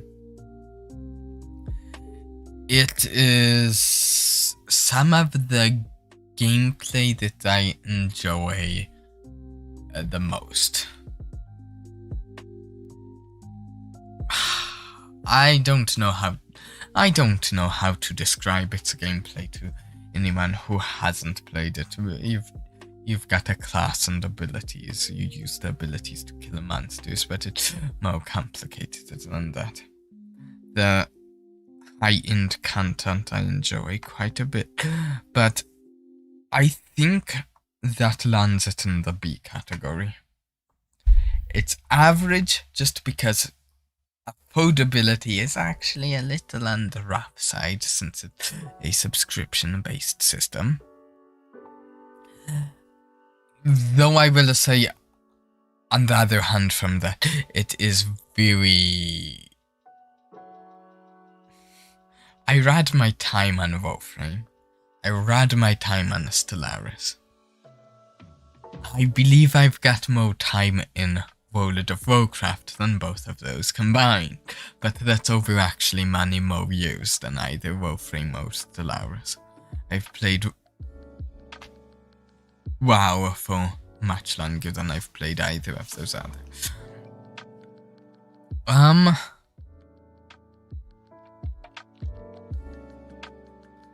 I could have done a better streaming it, I think. So it's going to be in the B category. We've got something else to do today. We've just gotten through the tier list. Let's go. I've got to tweak around the way the stream is at the moment to do this right. Boom. Boom. Boom. Okay. We are moving from this screen. One moment.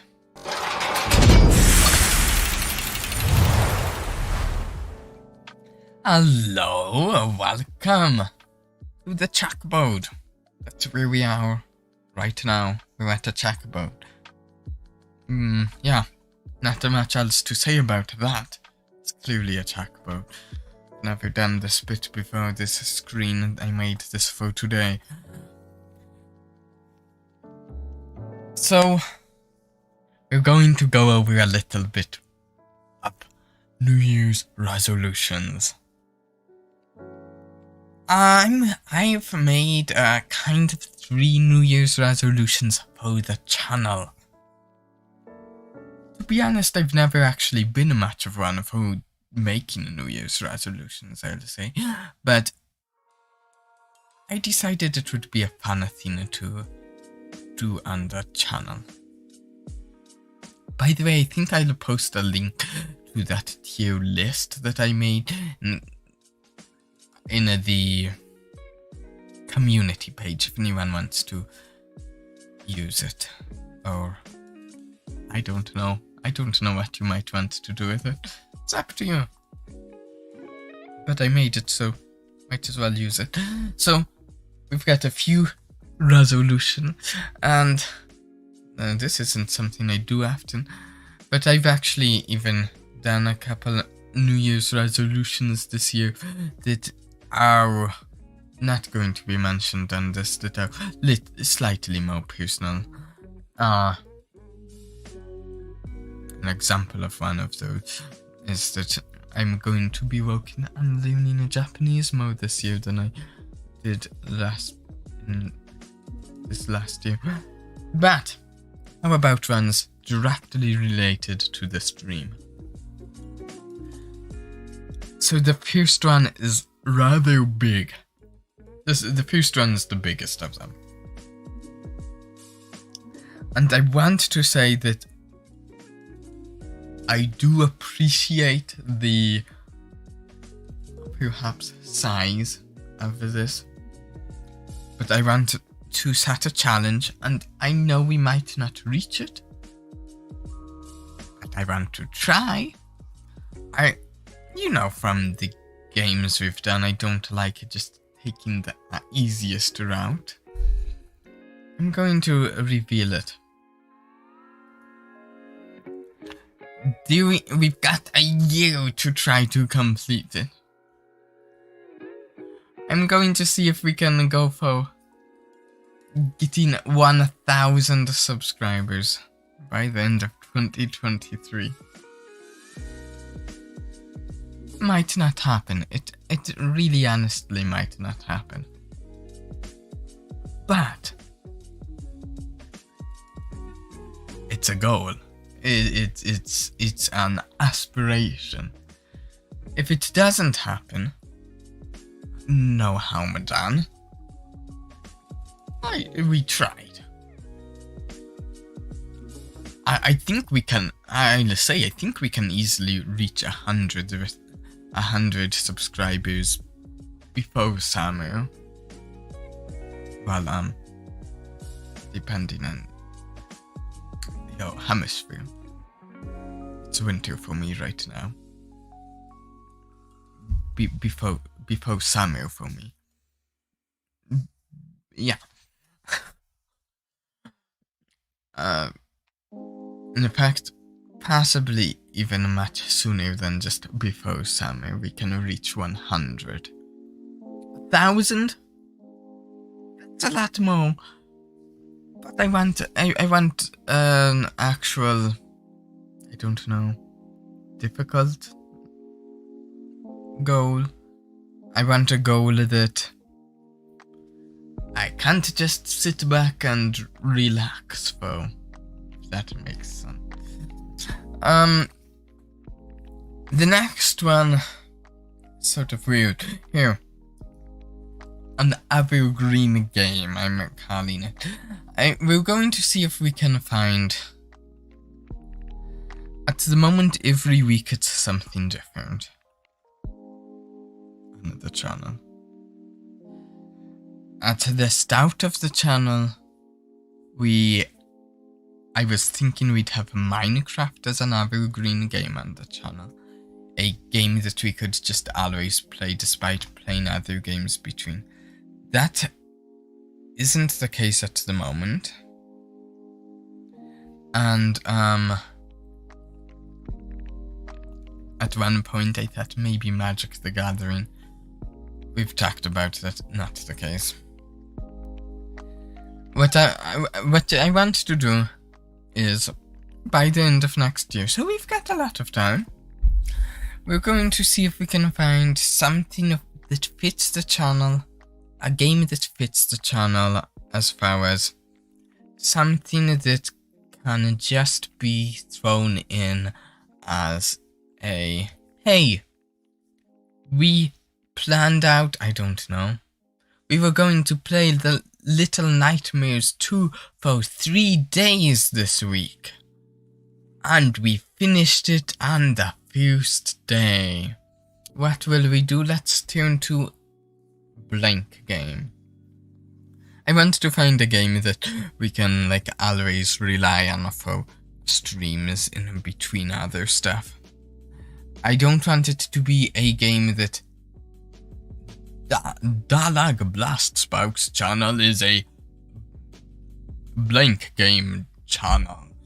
It's just going to be a game that we play when we don't have other stuff, and is probably, I don't know. Some of the ones on the tier list would work for it. Minecraft, World of Warcraft, Genshin Impact. Technically Stellaris too. There's a number of games that would work for something like this. I don't have a precise idea what it's going to be, but we're going to be trying some games throughout the year to try to figure something out for this. The last thing is much more soft. The channel is just going to be improving, that's the plan. I want to improve the channel throughout the year. I don't have anything specific to state. I'd like to improve. There's lots of things I have in mind though, like, I guess maybe, I think I could improve my mic quality a bit.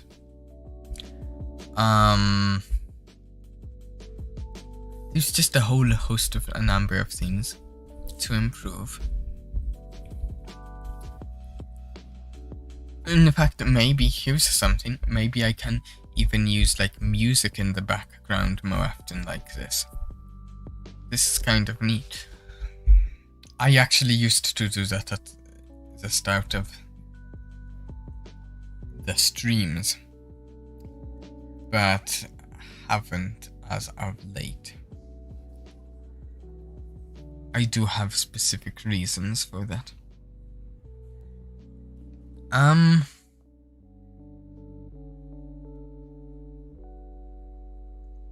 We are going... I want to tease a little something. There was something... I'm going to tease a game. We're going to play this. I don't know when. I haven't decided when we're going to play this. Oh, back to the other screen.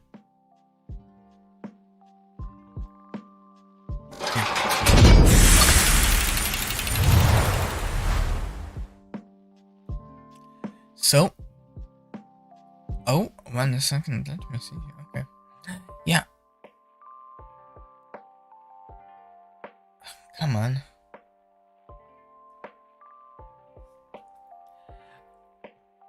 We're going to play this game, Siberia, at some point soon. It's a adventure, puzzle,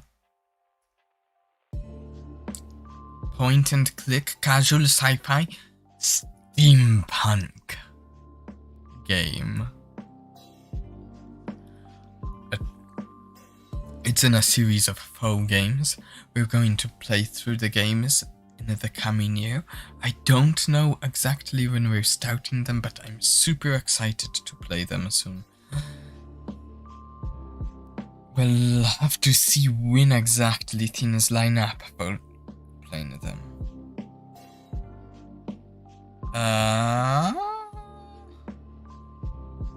Let me check my notes to see if I missed anything in this year.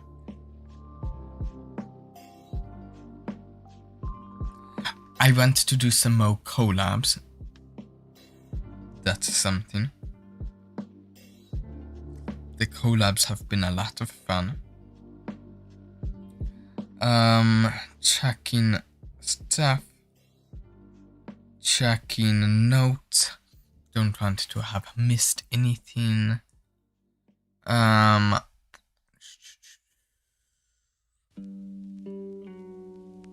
I've got a note here that I never said.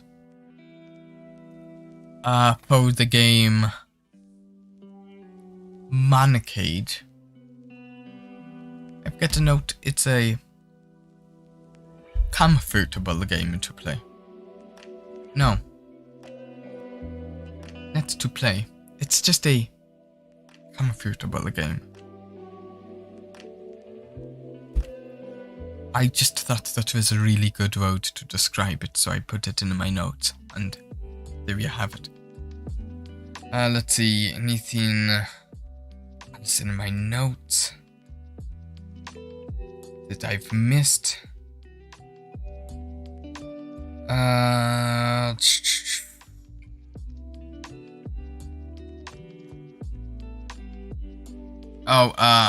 Did I mention with Aladdin Ring, it was bagged, but I kind of wish I do wish I could have enjoyed it the way a lot of people seem to have.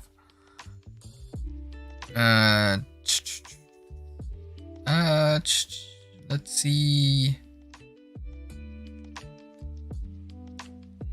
I found Stellaris to just be bad stream material.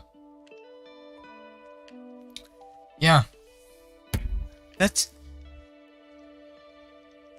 I think I wanted to actually preview one other game that I'm planning to play now in the coming time, but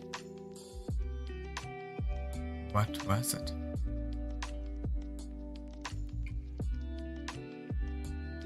I don't know. So I guess the only preview for this was the New Year's resolution, and we'll be doing the Siberia games at some point in the coming year. They look like a great fun. Though I'll say the third one, which... So there's 4 games. The third one, it sounds like, has been rated a little poorly in comparison to the others, but, you know, we'd be playing it anyways because the both ones are still good.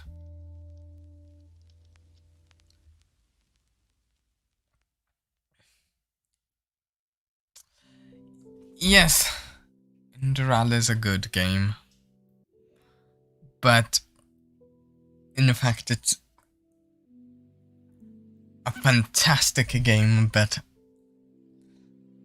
I can't tier list it since I didn't play it on a stream. I suggest Resident Evil franchise.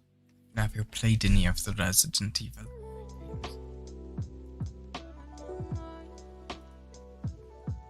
Resident Evil. How many of them are there? Check out entire franchise. Oh, there's quite a few.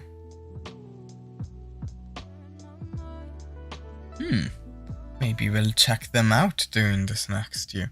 I don't know.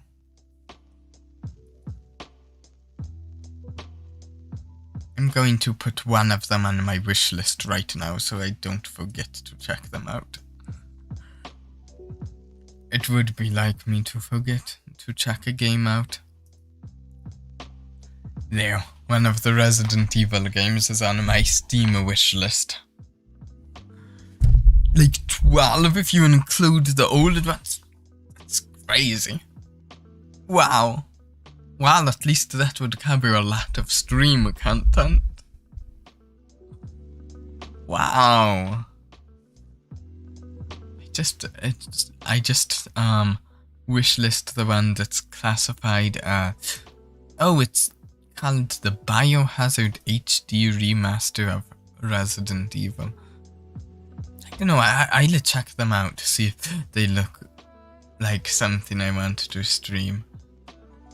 I can't wait for another year of streaming. We didn't even stream all throughout last year. Hadn't started at the start of the year, and didn't have a medal till halfway through the year. But it's been a blast.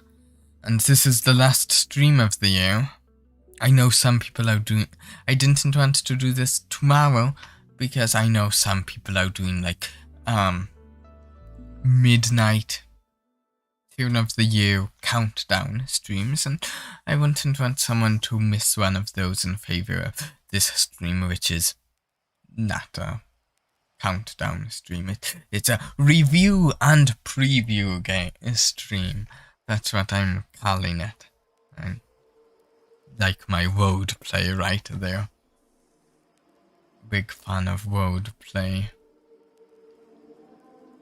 Oh, can't wait. But I think we're going to be ending the stream here. We got to all I had planned. I've never done a stream quite like this. It was a lot of fun, honestly. I think I might make some kind of, I